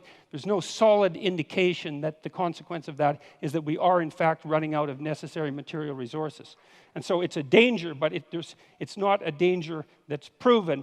And there is some utility in considering that the addition of several billion more brains to the planet, especially if they were well-nourished brains, as they increasingly are, might help us generate enough problem solvers so that we can stay ahead of the looming ecological catastrophe as our population balloons outwards. Now, we're going to peak at 9 billion. It's not much higher than we are now, and it looks like we might be able to manage it. The other thing is that I didn't hear an alternative, really, from Dr. Zizek. You know, he admitted that the rise to success of the Chinese was in part a consequence of the allowance of market forces, and decried the authoritarian tendencies, and fair enough, that's exactly it. It also seemed to me that the social justice group identity processes that Dr. Zizek was decrying are, to me, a logical derivation from the oppression narrative that's a fundamental presupposition of Marxism. So there, I never heard a defense of Marxism in that part of his argument as well. And so for me, again, it's to ask, what's the alternative? I also heard an argument for egalitarianism, but I heard it defined as equality of opportunity, not as equality of outcome, which I see as a clearly defined Marxist aim. I heard an argument for a modified social distribution of wealth, but that's already part and parcel of most modern free market states, with a wide variation and an appropriate variation of government intervention, all of which constitute their own experiment. We don't know how much social intervention is necessary to flatten the tendency of hierarchies to become tilted so terribly that only the people at the top have everything and all of the people at the bottom have nothing. It's a very difficult battle to fight against that profound tendency, much deeper than the tendency of capitalism itself, and we don't exactly know what to do about it. So we run experiments, and that seems to be working perfectly reasonably, as far as I can tell. Let's see. Well, I'll close with this. Capitalism in the free market, well, that's the worst form of social organization possible, as I said, except for all the others. There is a positive relationship between economics measured by income and happiness, or psychological well-being, which might be the absence of misery. I certainly do not believe, and the evidence does not suggest, that material security is sufficient. I do believe, however, that insofar as there is a relationship between happiness and material security, that the free market system has demonstrated itself as the most efficient manner to achieve that, and that was actually the terms of the argument. So thus, if it's capitalism versus Marxism with regards to human happiness, it's still the case that the free market constitutes the clear winner. And maybe capitalism will not solve our problems. I actually don't believe that it will. I've in fact argued that the proper pathway forward is one of individual moral responsibility aimed at the highest good. It's something for me that's rooted in our underlying Judeo-Christian tradition that insists that each person is is sovereign in their own right and a locus of ultimate value, which is something that you can accept regardless of your religious presuppositions, and something that you do accept if you participate in a society such as ours. Even the fact that you vote, that you're charged with that responsibility, is an indication that our society is structured such that we presume that each person is a locus of responsibility and decision-making, of such import that the very stability of the state depends upon the integrity of their the integrity of their character.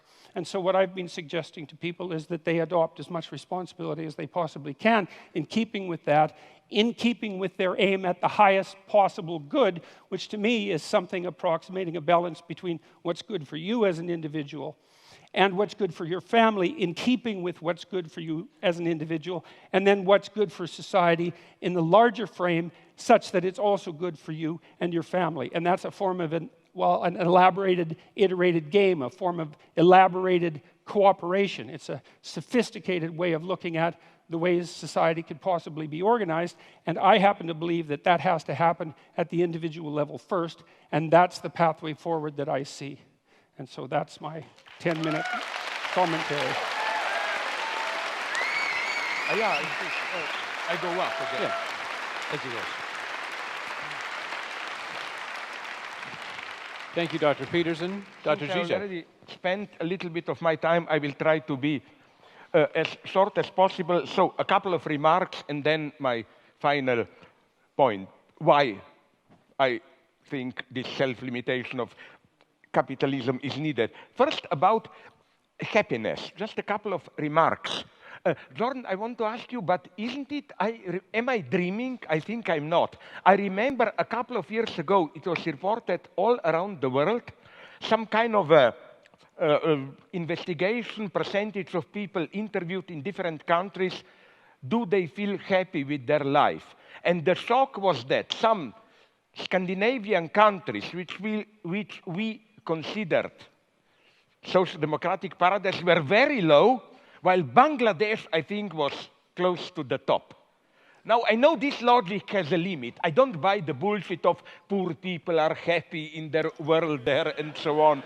But you know, my argument here is not against you. My argument here is problematizing happiness even more. Look, this may interest you. I was years ago in I think, Lithuania, and we debated, I report on this in one of my books, when were people in some perverted sense, and this is the critique of the category of happiness for me, happy.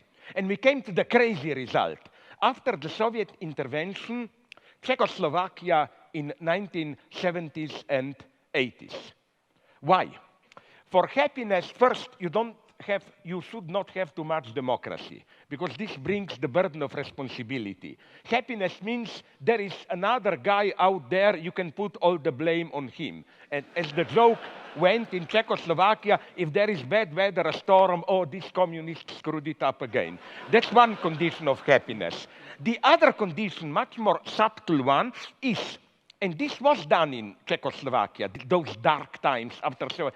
The life was relatively, moderately good, but not perfect. Like, there was meat all the time. Maybe once a month there was not meat in the stores. It was very good to remind you how happy you are the other time. Another thing, they had a paradise which should be at a proper distance. West Germany, affluence. It was not too far, but not directly accessible. You know, so so maybe in your critique of communist regimes, I agree with you, you should more focus on something that I experience of, you know, don't look only at the terror, ultimately totalitarian regime. There was a kind of a silent, perverted pact between, at least in this late, a little bit more tolerant, but I still oppose them, communist regimes, between power and population. The message was, leave us the power, don't mess with us, and we guarantee you a relatively safe life, employment, private pleasures, private niche, and so on and so on. So I am not surprised. But again, this is not for me the argument for the communists, but against happiness. That, you know, people said when the wall fell down, what a wonder in Poland. My God, like Solidarność, which was prohibited a year ago, now triumph at the elections. Who could imagine this? Yes, but the true miracle, in a bad sense for me, was 4 years later, democratically ex-communists came back to power. So, you know, again, this is for me not the argument for them, but simply for the, let's call it, corruptive nature of happiness. So my formula, maybe you would agree with it, is, my basic dogma is happiness should be treated as a necessary byproduct. If you focus on it, you are lost. It comes as a byproduct of you working for a cause and so on. That's the basic thing for me. Second point, maybe we disagree here. China, of course, the miracle, economic miracle was due to unleashing market reform, and so on. But, and here comes my pessimism. Some of my liberal friends are telling me, yes, imagine what would they have achieved with also political democratization. I'm a pessimist here. No, they found a perfect formula of how, and that's the paradox of China today. The Communist Party is the best manager of capitalism and protector against workers. The truly dangerous thing in China today is not to flirt with Western ideas, is to organize trade unions, to, you know, like this is what worries me. This perfect combination between unleashing capitalism and still the authoritarian rule, or to put it in another way, my worry is that today, all around the world, this eternal marriage between capitalism and democracy is slowly disappearing. Till now, I admit it, capitalism needed from time to time some 10, 20 years of dictatorship. When things started to improve, democracy returned. Chile, South Korea, and so on. I wonder if we are still at that. Now, just very quickly, your basic point in the introduction, in your introduction. You know, I'm tempted to say, the way you presented Communist Manifesto, the simplified image, and so on and so on, it's crazy to say, but on many points I agree with you, and it's a very complex argument. Marx didn't have, for example, a good theory of how social power exists. His idea was simply with disappearance of class structure. It's secretly, although he wouldn't have accepted it, a technocratic dream. Like, by experts, social life will be run as a perfect machine. Although he was at least aware of the problem, which is why he was so enthusiastic, Marx, about Paris Commune, you know, which was precisely not centralized power. So I'm not just defending Marx. I'm saying it was not clear to him. And so let's drop that. Maybe I have more interesting things to say. Another point. Nonetheless, at one point I'm ready to claim, where did you find this? This goes maybe for today's politically correct jerks and so on, that this egalitarianism. There is one passage in his late Critique of Gotha program where Marx directly accesses the problem of equality. And he dismisses it as a strict bourgeois category. Explicitly. For him, communism is not egalitarianism.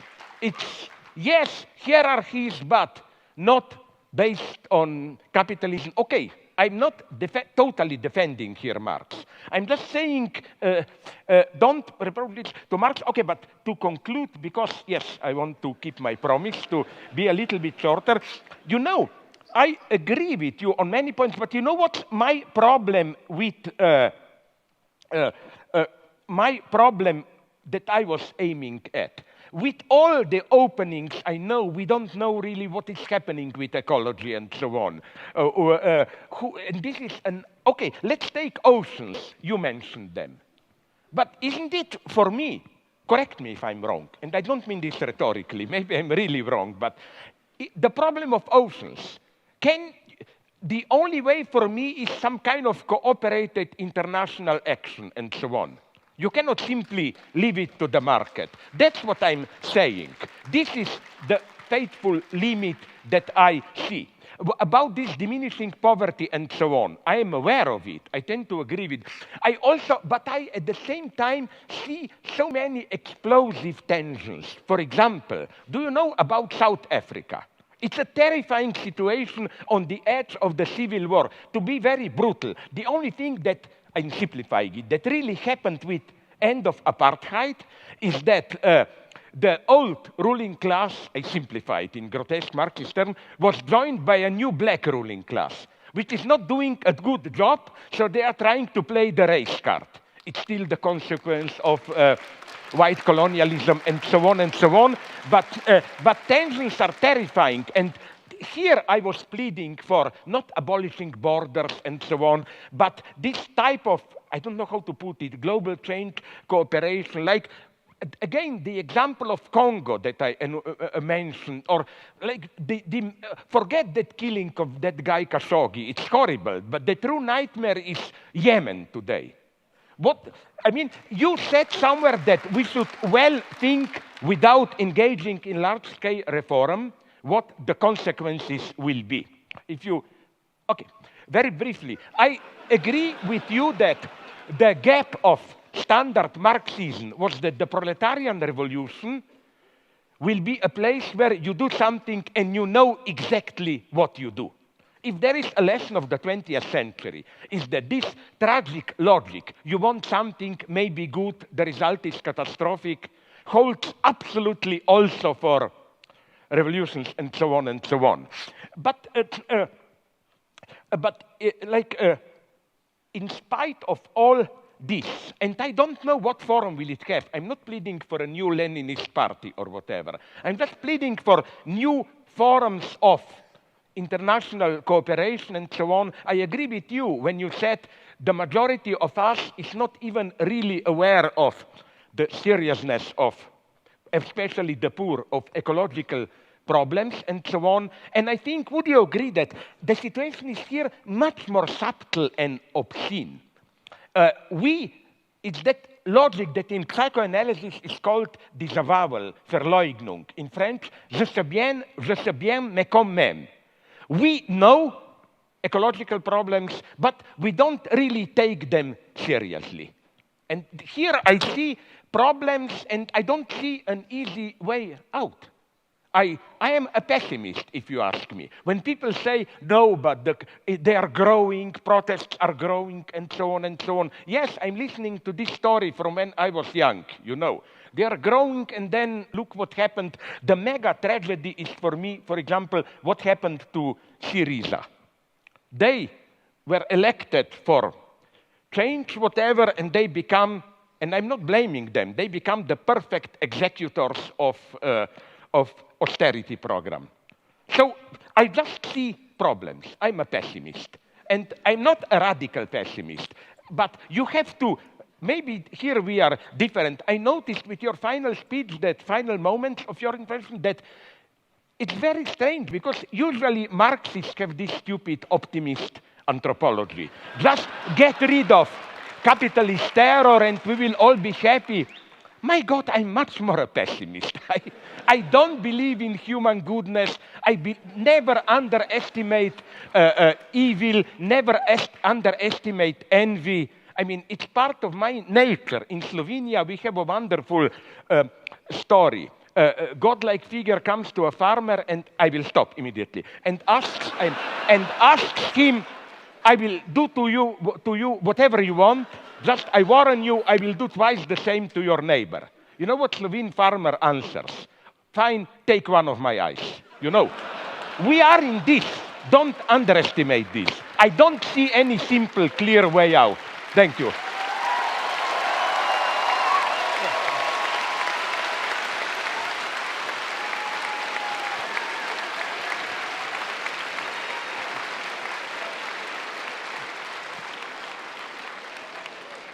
Thank you both very much. It's pretty clear, I think, to all of us that you both have quite a bit to say to each other. And so... And to ourselves. And, monologues, yes. and so I think before we jump to some audience questions, I thought it would be nice to give each of you a chance to ask a response or ask a question or two from each other. So starting with you, Dr. Peterson. Maybe you want simply to counterattack. It wasn't fair to... Well, I've only... To do your reply. I had 3 questions, and 2 of them are now completely irrelevant. And so I have 1 left, I guess. And I'm not sure that it's a fair question, but maybe it seems to me to be a fair question. Okay. You're a strange Marxist to have a discussion with. And, well, but here's why. This is not an insult by any stretch of the imagination. No. I mean, one of the things that struck me when I was looking at your work was that you're, well, first of all, you're a character, you know, and that's an interesting thing. Like you're. Is this an insult or not? It's not an insult. It's a sign of. it's a sign of originality, and it's a sign of a certain amount of moral courage, and it's a sign of a certain temperament, and it makes you humorous and charismatic and attractive, and I think you appeal to young people the way that outside intellectual rebels appeal to young people. And so those are all positive things that can be used positively or negatively. And my question is, like, it seems to me that your reputation, unless I'm very misinformed about this, is as a strong supporter of Marxist doctrines on the left, or was that? And so then my question is, given the originality of your thought, why is it that you came to presume at some point in your life, perhaps not now and perhaps still, that the promotion of Marxism rather than Zizekism was appropriate? Because it seems to me that there's enough originality in your body of thought and lateral thinking in the manner in which you approach intellectual ideas that there's just no reason for you to be allied with a doctrine that's 170 years old and that is, if capitalism is rife with problems, is twice as rife with problems as that. And so you're kind of a mystery to me in that way. And so that's my question. Okay. Very briefly, I developed systematically in my book critical insights into many traditional Marxist theses, so no doubt here.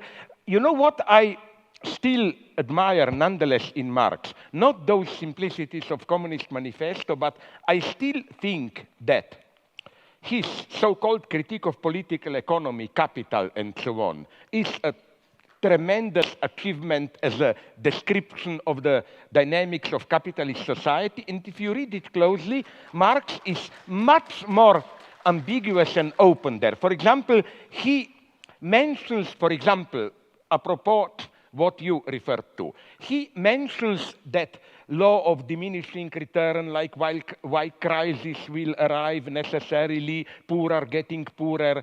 But then he is honest enough to enumerate 7 or 8 counter tendencies. And if you read him closely, you will see that precisely those tendencies prevailed later. Or forget Communist Manifesto, go to read his political analysis of its unsurpassable 18 Brumaire and so on of the 1848 revolution, which are incredibly complex, no traces of that class binary there. Marx deals with middle classes with crucial, lumpenproletariat with the ambiguous role of intellectuals and so on and so on. But basically, what I was pleading for, and I like to put it in paradoxical terms, was for a return from Marx back to Hegel. I define myself more as a Hegelian. Why? Hegel is considered a madman, you know, the guy, absolute knowing, and so on and so on. No, Hegel is much more modest and open. The danger in Marxism is, for me, this teleological structure. We are at the 0 point, but there is a unique chance of a reversal into a new emancipated society and so on. And the danger here is that of self-instrumentalization. Proletarian Communist Party is an agent of history which knows the laws of history, to put it, follows them, and so on. That's the catastrophe. In Hegel, such a position is strictly prohibited. In Hegel, whenever you act, you err. So, you know, you have to, there is no position of this pure acting where you know what you are doing and the result will be. So this would be my main point. So yes, my formula is kind of ironically, I know Hegel is the greatest idealist, materialist reversal of Marx by turning back to Hegel. For Hegel says in a part that people don't read, Introduction to forward to philosophy of right, he says explicitly that the owl of Minerva takes off in the evening when there is dusk. So philosophy can just grasp a social order when it's already in its decay. Philosophy cannot see into the future. It's radical openness. We need this openness today. The tragedy today, maybe we agree here, is that we really don't have a basic, how should I call it, cognitive mapping. I don't think we have here a clear insight into where we stand, where we are moving, and so on and so on. So I'm much more, again, sincerely of a pessimist. Please, yeah, reply. Can I ask you now a question? Let me reply? respond, Yeah, and then you can ask me a question. Of course. So, Sorry. well, I don't have anything to quibble about with what you just said. But, Well, no, there's not even a but, really. It's that even if what you said about Marx's more sophisticated thought is true, I think the unfortunate reality is that any support for Marxism, especially directed towards those who are young, is likely to be read as support for the most radical and revolutionary proclivities. And I would say that as they're outlined in the document that I described, in the Communist Manifesto, that they're of extraordinary danger. And so it seems to me that by attempting to, rescue the sheep, you've sort of invited the dragon into the house. And that seems to me to be dangerous and unfortunate. Here I can answer you by asking you my question. Because, very naively, you mentioned, first, do you really, where did you find the data that I simply don't see it? Okay, let me begin by this. You designate your, under quotation marks, I'm not characterizing here, enemy, or what you are fighting against, as sometimes you call it postmodern neo-Marxism. I know what you mean, all this, from political correctness to these excesses of whatever spirit of envy and so on and so on. Do you think they are really, where did you find this data? I don't know them. I would ask you here, give me some names or whatever. Where are the Marxists here? I don't know any. Who is a Marxist here? Well, show me any big names of political correctness. Well, I think they fear like a good vampire fears garlic. This is why they are already, the one who is not a Marxist, but at least approaches economic topic, Bernie Sanders, he is already under attack as white male and all that stuff and so on. My problem would be this one. What you describe as postmodern neo-Marxism, where is really the Marxist element in it? They are for equality. Sorry, where? They are for equality at these cultural struggles, proper names, how do we call each other? Do you see in them, in political correctness and so on, any genuine will to change society? I don't see it. I think it's a hyper-moralization, which is a silent admission of a defeat. Well, that's my problem. Why do you call, it's not a rhetorical question for politely saying you are an idiot, you don't know what you're talking about. It's simply, I would like to know, because you, and I like this often, when you attack somebody, you said aggressively, and what should? Read more, tell me, whom. So I'm asking you now, not read more, I don't advise you, but who are? Give me some names and so on, and who are these postmodern, egalitarian, neo-Marxist, and where do you see any kind even of Marxism? I see in it mostly an impotent, an utterly impotent moralization.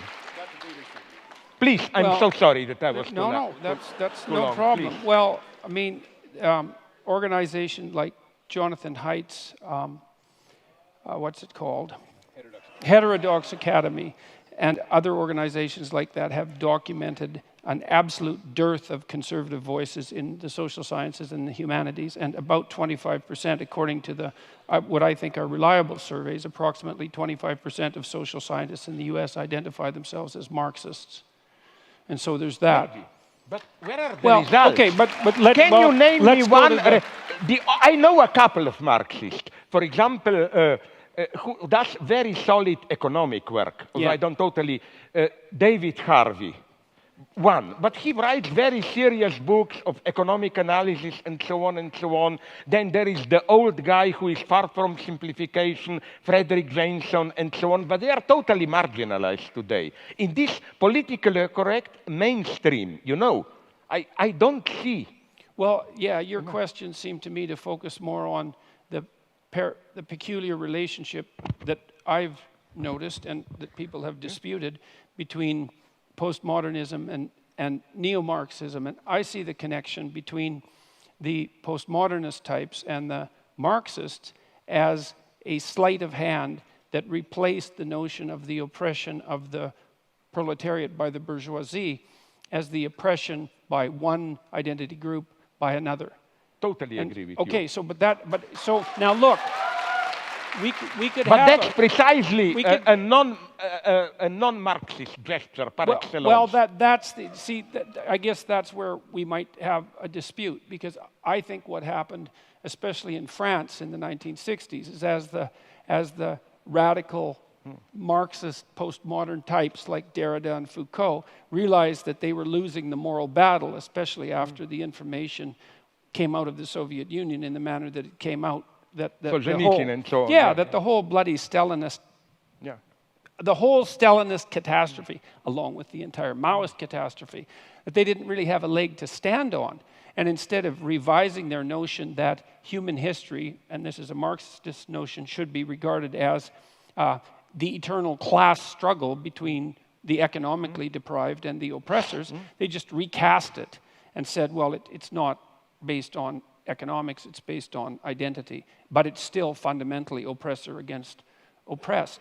And to me, that meant that they smuggled the fundamental narrative of Marxism and many of its goals back into the argument without ever admitting that they did so. Now, I've been criticized, for this supposition, because people who are postmodernists say, look, one of the hallmarks of postmodernism is skepticism of meta-narratives. It's like, I know that perfectly well. And I also know that Marxism is a meta-narrative, and so you shouldn't be able to be a postmodernist and a Marxist. But I still see the union of those two things in the insistence that the appropriate way to look at the world is to view it as the battleground between groups defined by a particular between individuals defined by a particular group identity, so that the group identity becomes paramount, and then the proper reading is always oppressor versus oppressed.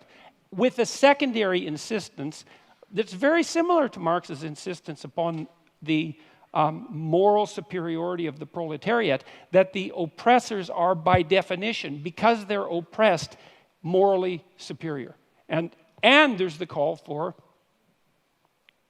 perhaps not revolutionary change, although that comes up above, but change in the structure so that oppression disappears, so that a certain form of equality comes about. Now, you argued that Marx wasn't a believer in equality of outcome, and I'm not so sure about that, because his notion of the eventual utopia that would constitute genuine communism was a place where all class divisions were eradicated. But so there's hierarchies.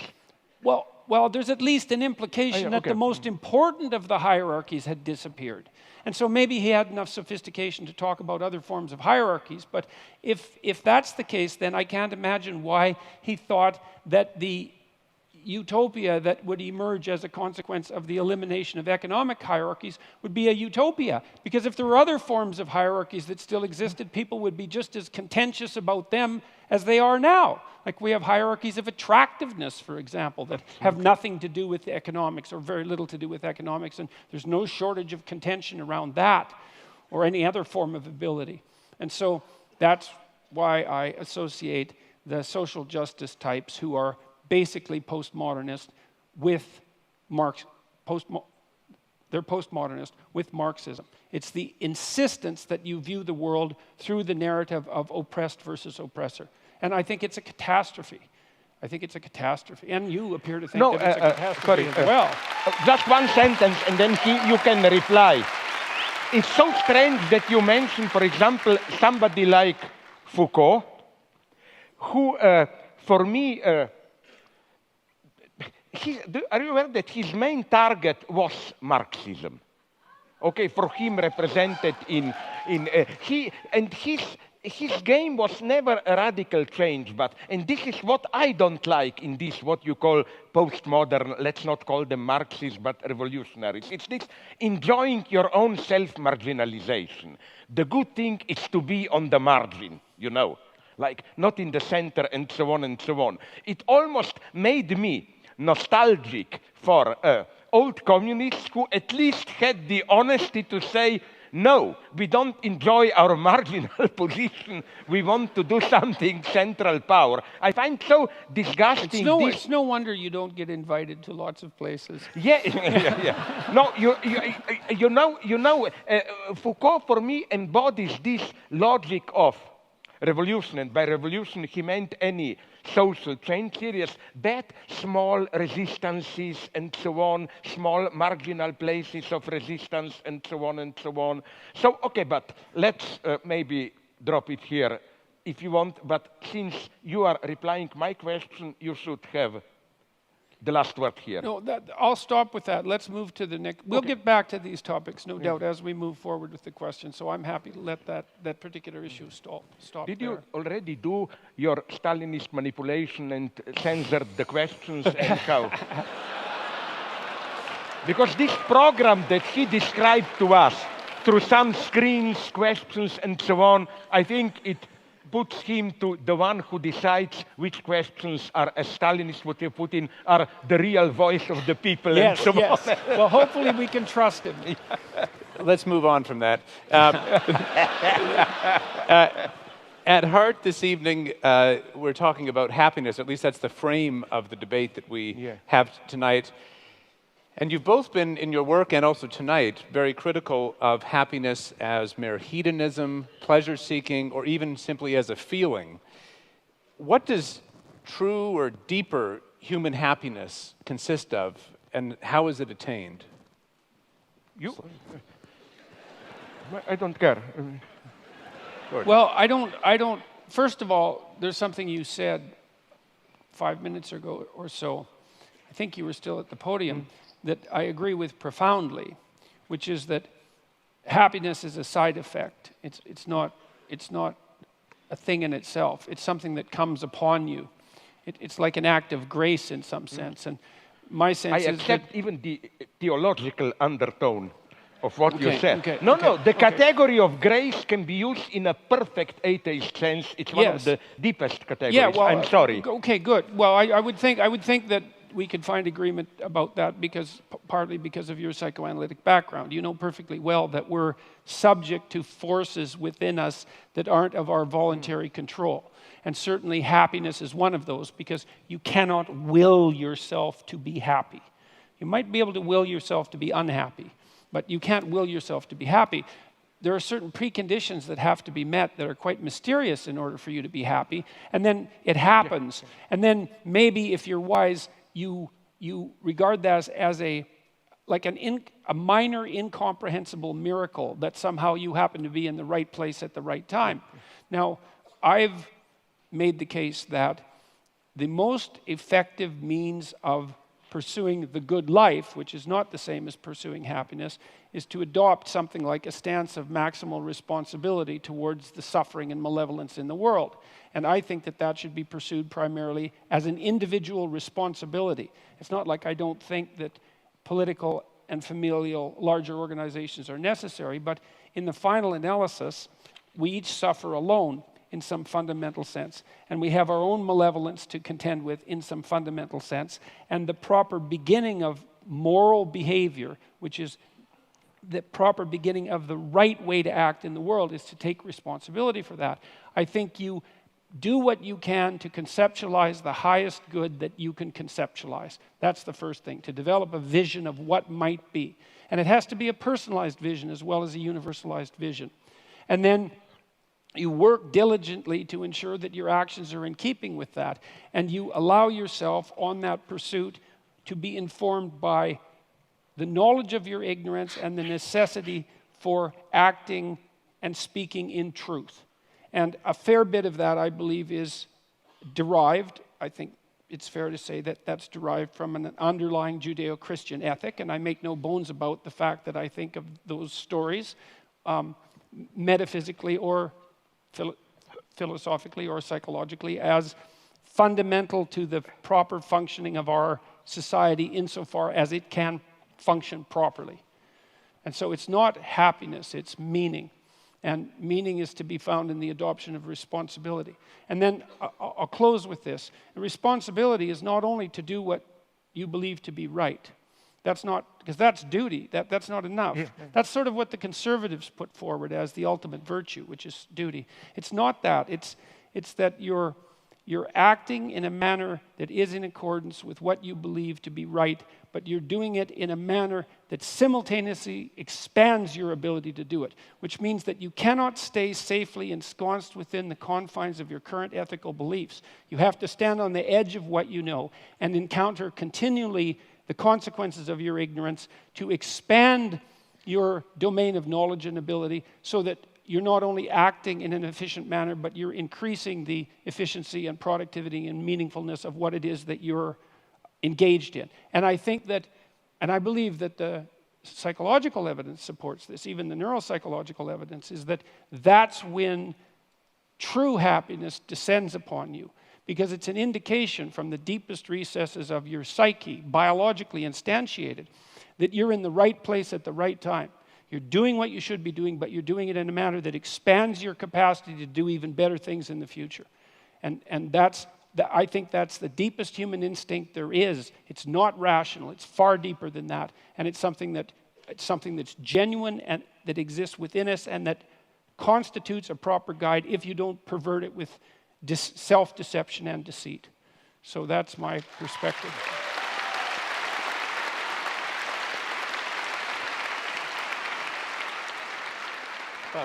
Yeah, okay.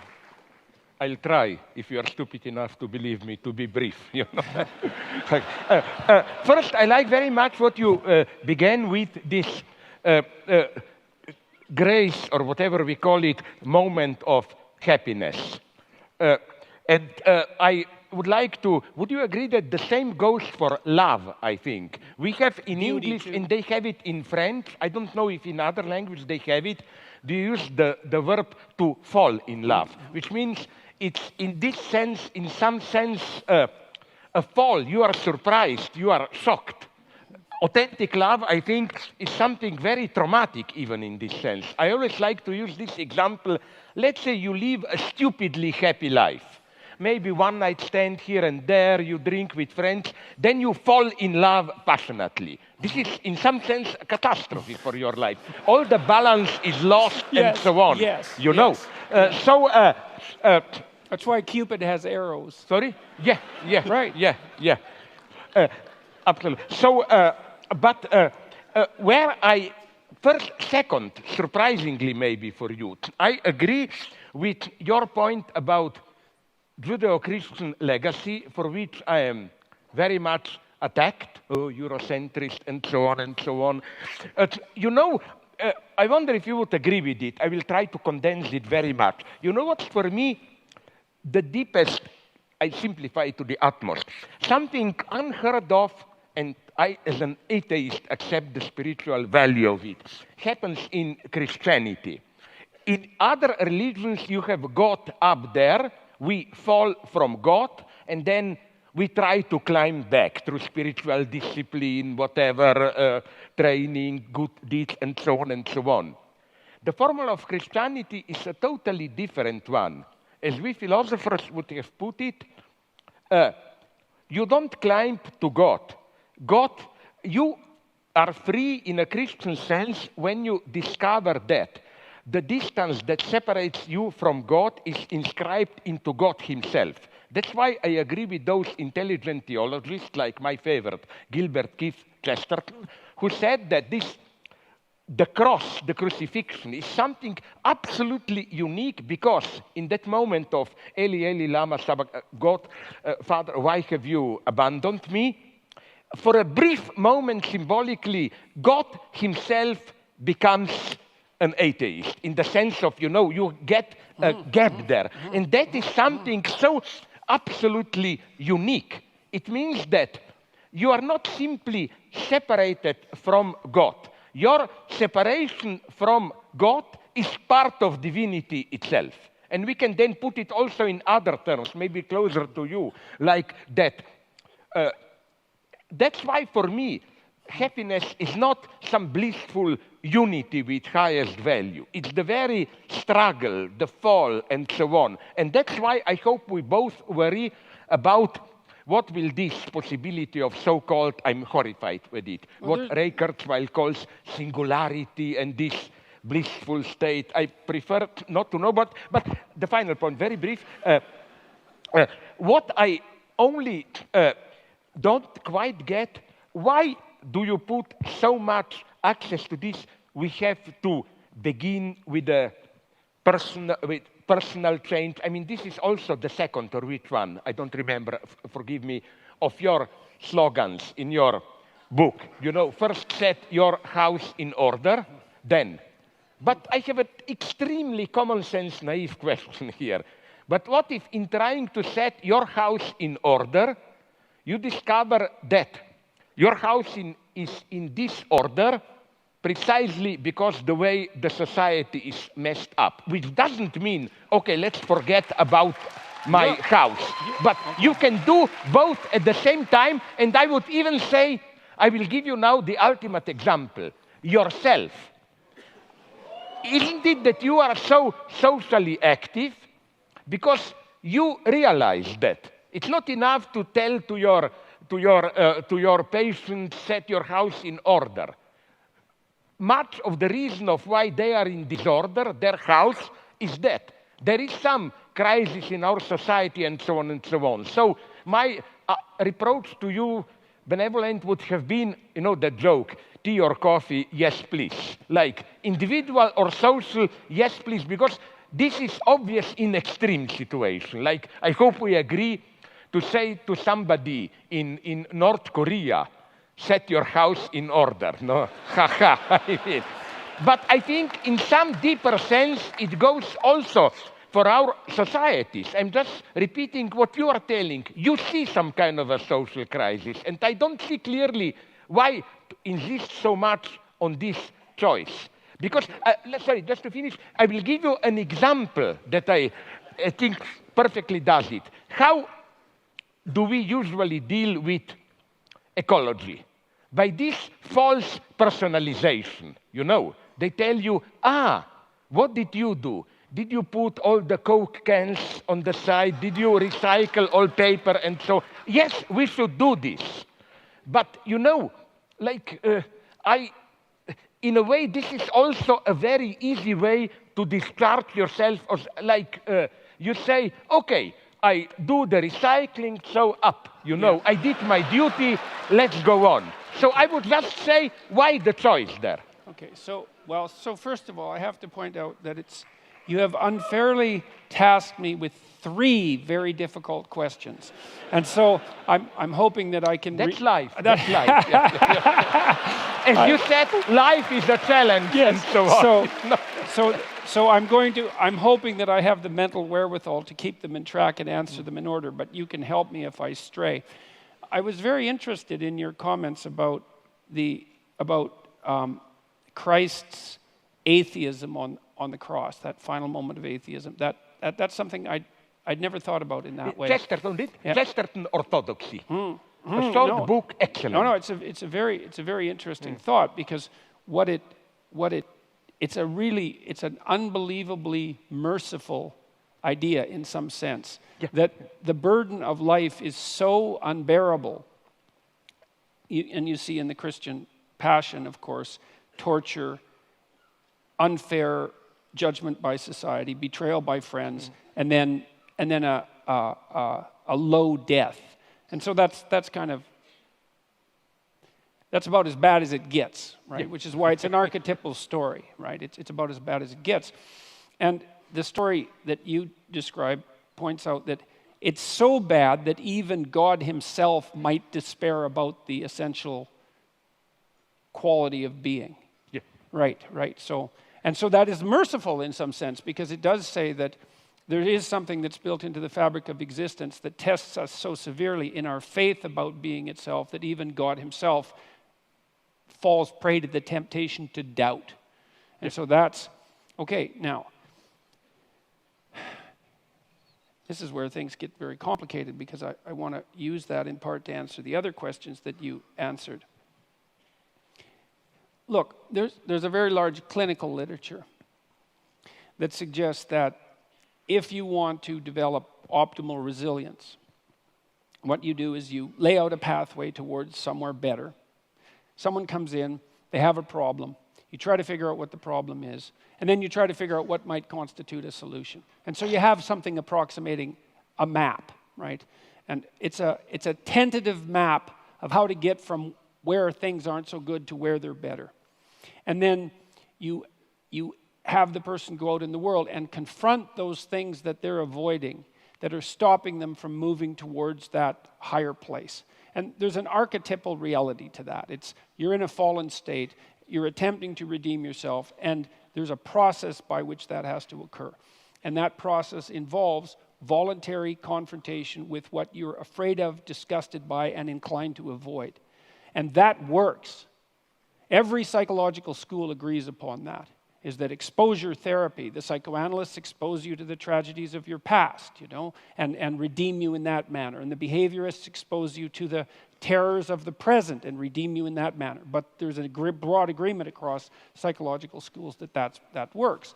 And my sense is that we're called upon as individuals precisely to do that in our life, is that we are faced by this unbearable reality that you made reference to when you talked about the situation on the cross, is that life itself is fundamentally, and this is a pessimism that we might share, is fundamentally suffering and malevolence. But, and this is I think where we differ, I believe that the evidence suggests that the light that you discover in your life is proportionate to the amount of the darkness that you're willing to forthrightly confront, and that there's no necessary upper limit to that. So I think that the good that people are capable of is actually, it's a higher good than the evil that people are capable of. And believe me, I do not say that lightly, given what I know about the evil that people are capable of.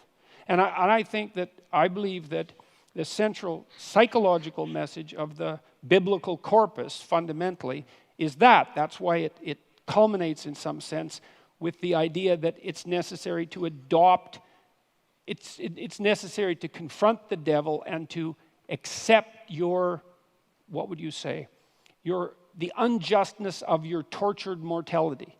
If you can do that, it's a challenge, as you just pointed out, that's sufficient to challenge even God himself, that you have the best chance of transcending it and living the kind of life that will set your house in order and everyone's house in order at the same time.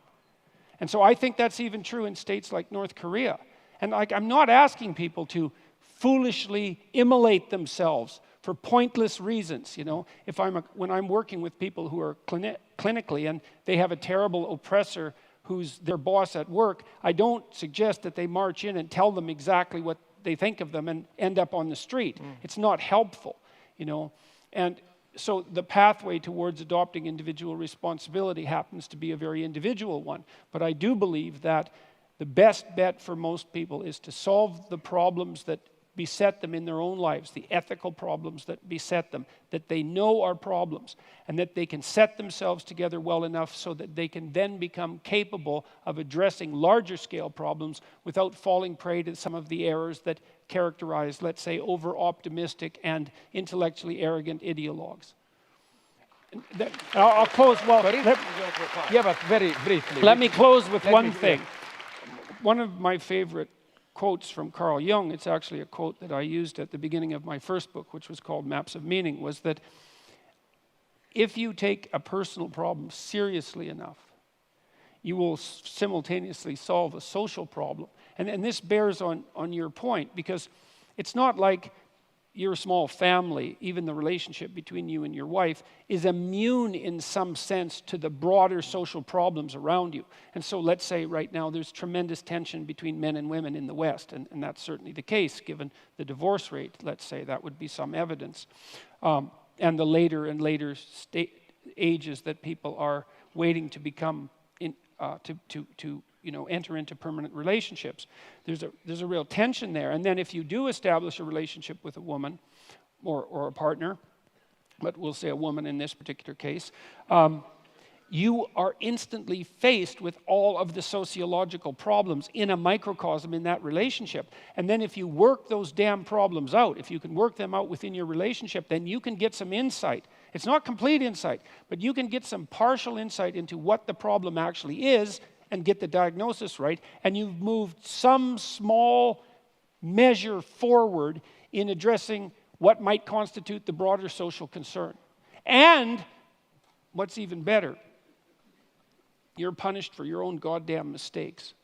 And that's another thing I like about the idea of working locally, is that, if I do broad-scale social experiments and they fail, it's like, well, tough luck for the people for whom they failed. But if I'm experimenting on myself within the confines of my own relationship and I make a mistake, I'm going to feel the pain. And that's good, that's just, but it also gives me the possibility of learning. And so I believe that you do solve what you can about yourself first before you can set your family straight and before you should dare to try to set the world straight. Otherwise you degenerate into this kind of, you already talked about it, this shallow moralizing, well, I've divided my goddamn Coke cans up, and now I can spend more money on new packaging at the supermarket, which is exactly what the psychological research indicates that people do if they perform a casual moral action.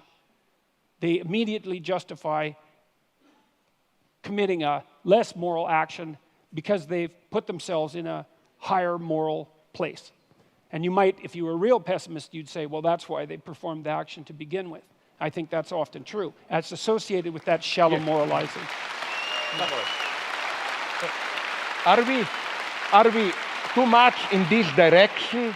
Or again, I will put in my Stalinist terms, would you go as far as to say, who needs the people? We talk for the people and we know better than the people.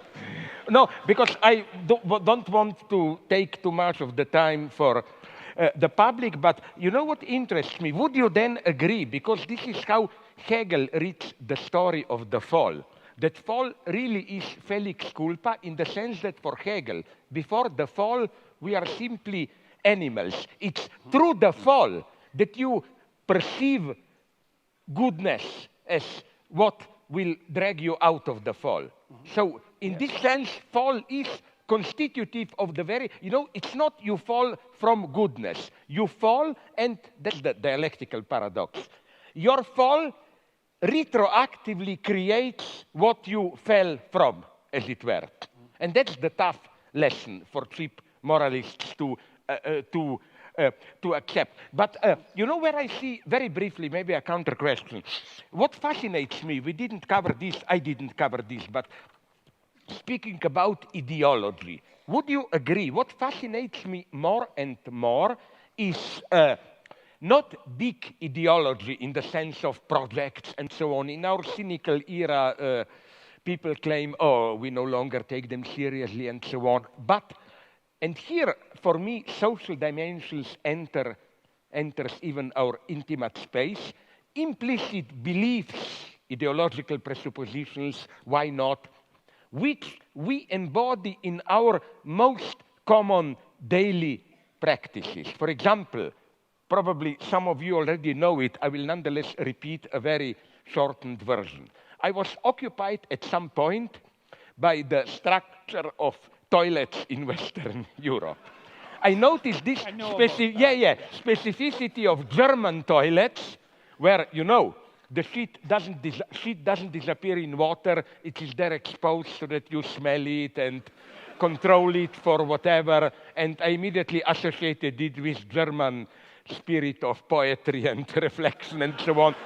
It's a bad joke, but what I'm saying is that in a sense, and I've spoken with some specialists, I was so intrigued by how do you construct toilets, and they admitted it. There is no direct utilitarian reason. It is as if even in something as vulgar as going to the toilet, ideology in this deeper sense is there.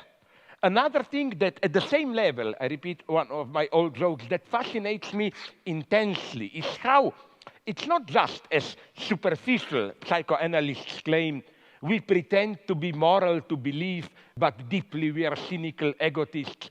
Quite often in today's times, we think that we are free, permissive, and so on, but secretly we are dominated by an entire pathological, or not even often pathological, structure of prohibitions and so on.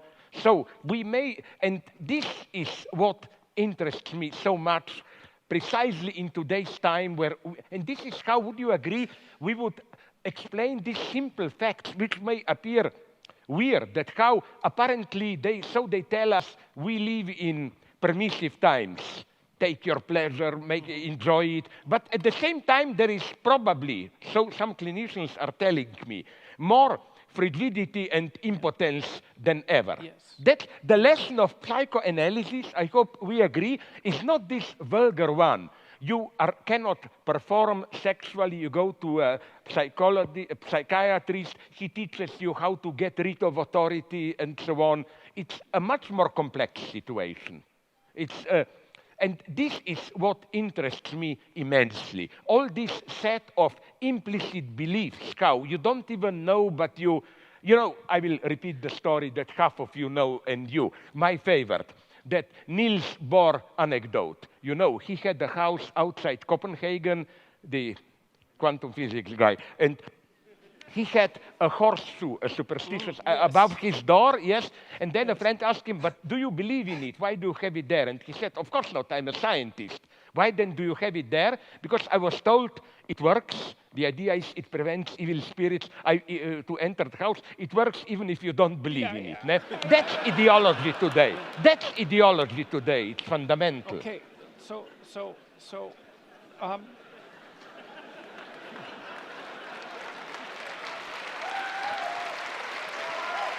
I want to solicit from you to tell a joke. Don't you see this? I think that people. I think that people are possessed by ideas that aren't theirs. And their personalities that aren't theirs. And that's the great psychoanalytic insight. It's not ideas, it's personalities. It's way worse than ideas. And some of those personalities might be the ones that are associated with the idea that freedom is found in maximizing hedonistic moment-to-moment pleasure or something like that, which sounds like freedom. Like for me, one of the things that I suggest to people is that they watch themselves as if they do not understand who they are or what they're ruled by. And then notice those times when they're where they should be. And that's back to our discussion about meaning rather than happiness. It's like you'll see there are times that in your life where you're somewhere or you've done something and all of a sudden you're together. You're where you should be. Your conscience is not disturbing you. You're not proud of what you did, because pride is the wrong term, but you understand deeply that you've done something that you should have done. You might not understand why. You might not even understand what it is. But the study of that can help elucidate the difference between what actually constitutes you, which is a very difficult thing to discover, and what constitutes the accretion that characterizes you because of the, well, let's say your intense proclivity for socialized mimicry. And so, you know, I don't mean you personally, but people are amalgams of everything they've seen and everything every person they've watched. Yes, and everything they've read. And to integrate that and to find the truth that constitutes that integration is an incredibly difficult endeavor. And one of the reasons why in 12 Rules for Life, for example, I suggested that people try to tell the truth or at least don't lie is because one of the ways, apart from pursuing what appears to you to be meaningful, one of the ways of escaping from that possession by the kind of ideology that you're describing, which is it's like an unconscious of unidentified axioms. It's something like that, even though they take personified form. They're like personalities, is to stop saying things you know not to be true. It's a nice pathway forward. The original rule was tell the truth. And I thought, no, that's not any good because you're so biased and limited and ignorant and possessed that you don't know what the truth is. And so you can't be asked to tell it. But everyone does have the experience of being about to say or do something that they know by their own, they know as deeply as they can know anything about themselves, that utterance or action is wrong, and they still do it. Now, my suggestion is try to stop doing that. And one of the consequences, well, you can try in small ways, like you might not be able to manage it in big ways, but now and then, you're tempted to do something that you know to be wrong, and you could not do it. And if you practice that, you get better and better at not doing it, and that means you lie less, and you take the easy route out less, and you pursue hedonic pleasures that cost you in the future less. You start to straighten yourself out. You take the beam out of your eye. That's essentially what you're doing. And over time, you have some modicum of hope that your vision will clear up and you'll be able to see the proper pathway forward. And that's part of the process of redemption. And it seems to me to be in your grasp. You're capable of doing that. You have a conscience. It does inform you from time to time correctly about the difference between good and evil, the consequence, the knowledge, the consequence of the fall that you described, which I think you described in very eloquent terms, and that you can slowly make your way back to the straight and narrow path that's characterized by maximal meaning, but also, see, this instinct of meaning is a sophisticated one. It's not that I'm making a case for the individual, like Ayn Rand makes a case for the individual. That's not it. I'm making a case for individual responsibility. That's not the same thing. It's like there is something that's good for you, but it has to also be good for your family. If it's just good for you, that's not good enough. And if it's good for you and your family and it's not good for society, then that's not good enough either. And so the responsibility is to find a pathway that balances these things in a harmonious manner. It's like I got a lot of this thinking from Jean Piaget and his idea of equilibrated states, right? Is you're attempting to find something like a game that everyone is willing to play that can be played in an iterative manner and not degenerate. Well, hopefully actually ascend, if that's possible, hopefully become a better and better game across time. And I do believe that you can do that. I do believe that you can do that if you're guided by truth, and I do believe that the pathway to that is the phenomenology of meaning. And then the secondary consequence of that is, if you do that, now and then you might be happy. And then you should be profoundly grateful, because happiness, as we already agreed upon, is something like a grace. Just what? Basically, sorry. Again, my pessimism comes here. I agree with you, but the danger here ideology can massively enter. You describe a nice situation. You are tempted or ordered or whatever to do something that you know it's wrong. But so-called totalitarian ideologies step in at this point and try to present to you that the true greatness is to do what you individually think it's wrong for the higher cause. You know who says this wonderfully?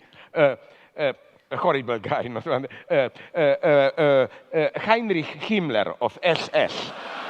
No, sorry, seriously. No, he knew the problem. Yes. German officers must do horrible things. Yes. Kill Jewish, and his solution was double. First, to let them know, as he put it somewhere, every idiot idiot. Okay, ordinary man can do something great, maybe. Not all sacrifice himself for his country. But his reply was, his point was, but it takes a truly great man to be ready to lose his soul and to do horrible things for his country. Yeah. And I read some good memoirs of relatively honest communists who broke down when they were sent to the countryside famine in early 30s. And this is what they were told by apparatchik. You will see horrible things, children starving and so on. Remember, there is the higher cause, and your highest ethical duty is to overcome this small bourgeois sentimentality. So here I see the danger of, again, my pessimism, false meaning, which can massively cover this, false narrative. Second thing, also the solution by, I wonder if you share this pessimism of mine, another one by Himmler. You know what was his sacred book I read? He all the time had a special leather-bound copy in his pocket, Bhagavad Gita. He said, his problem was this one, he puts it perfectly. Nazi officers have to do SS horrible things. How to enable them to do it without themselves becoming horrible beings? His solution was Oriental wisdom.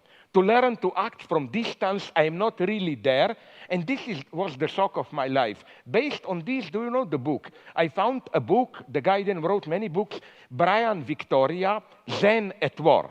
It's a shocking book, especially horrible for many so-called anti-Eurocentrists who claim our monotheism is guilty of everything, we need Oriental. Yeah, but that book is about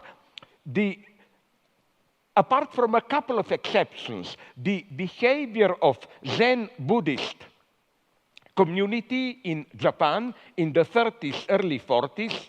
Not only they totally supported Japanese expansion into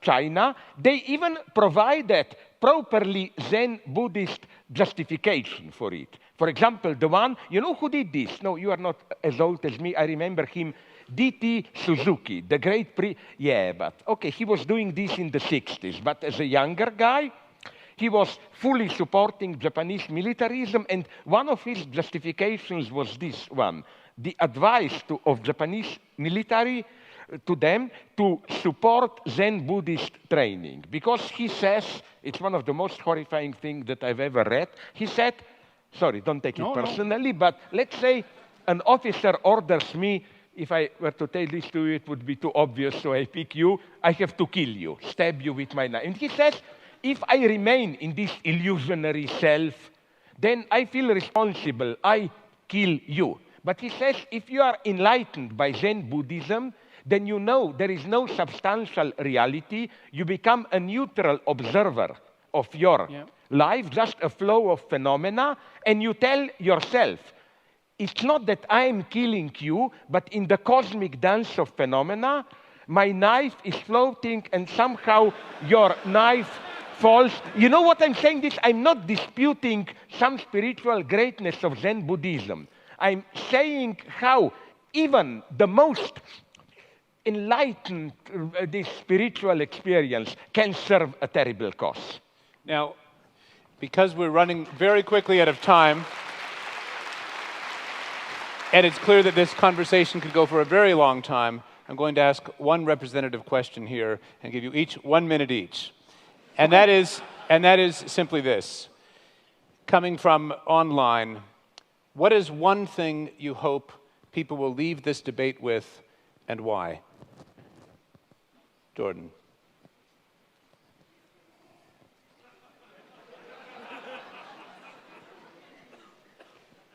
I hope they leave this debate with a belief in the power of communication between people with different views. You know, that's...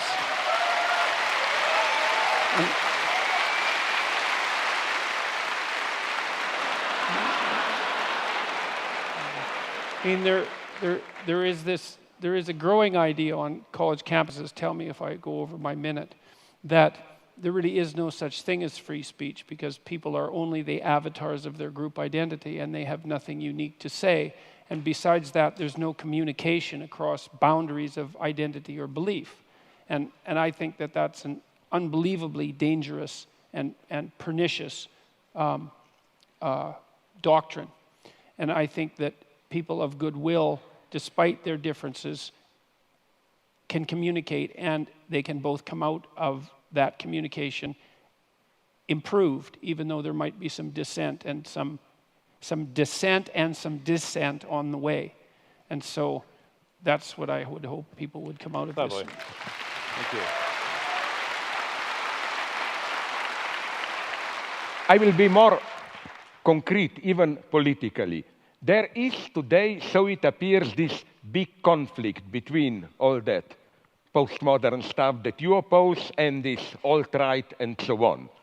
I hope sincerely that we made at least some people to think and to reject this simple opposition. There are quite reasonable... Well, the only alternative to alt-right is not political correctness and so on. And now I'm speaking not for you, but for me. Please, if you are a leftist, don't feel obliged to be politically correct. Think, don't be afraid to think. And especially, would you agree, one great version of not thinking is how immediately, if they don't agree with you, you are labeled a fascist.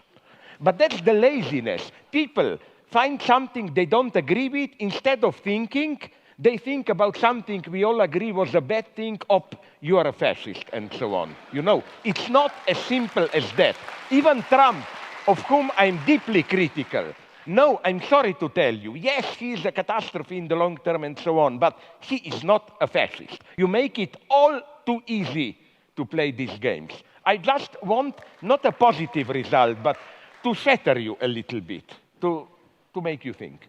I have always felt that the greatest conversations are unfinished ones. Please join me in thanking Slavoj Zizek and Jordan Peterson for a great unfinished conversation.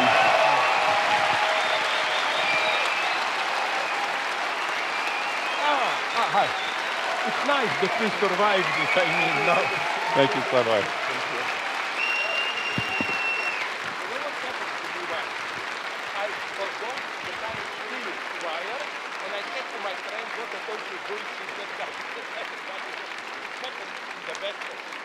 Shall we wave to everyone? All right.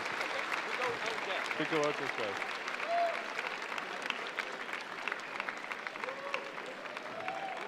Good night, everyone.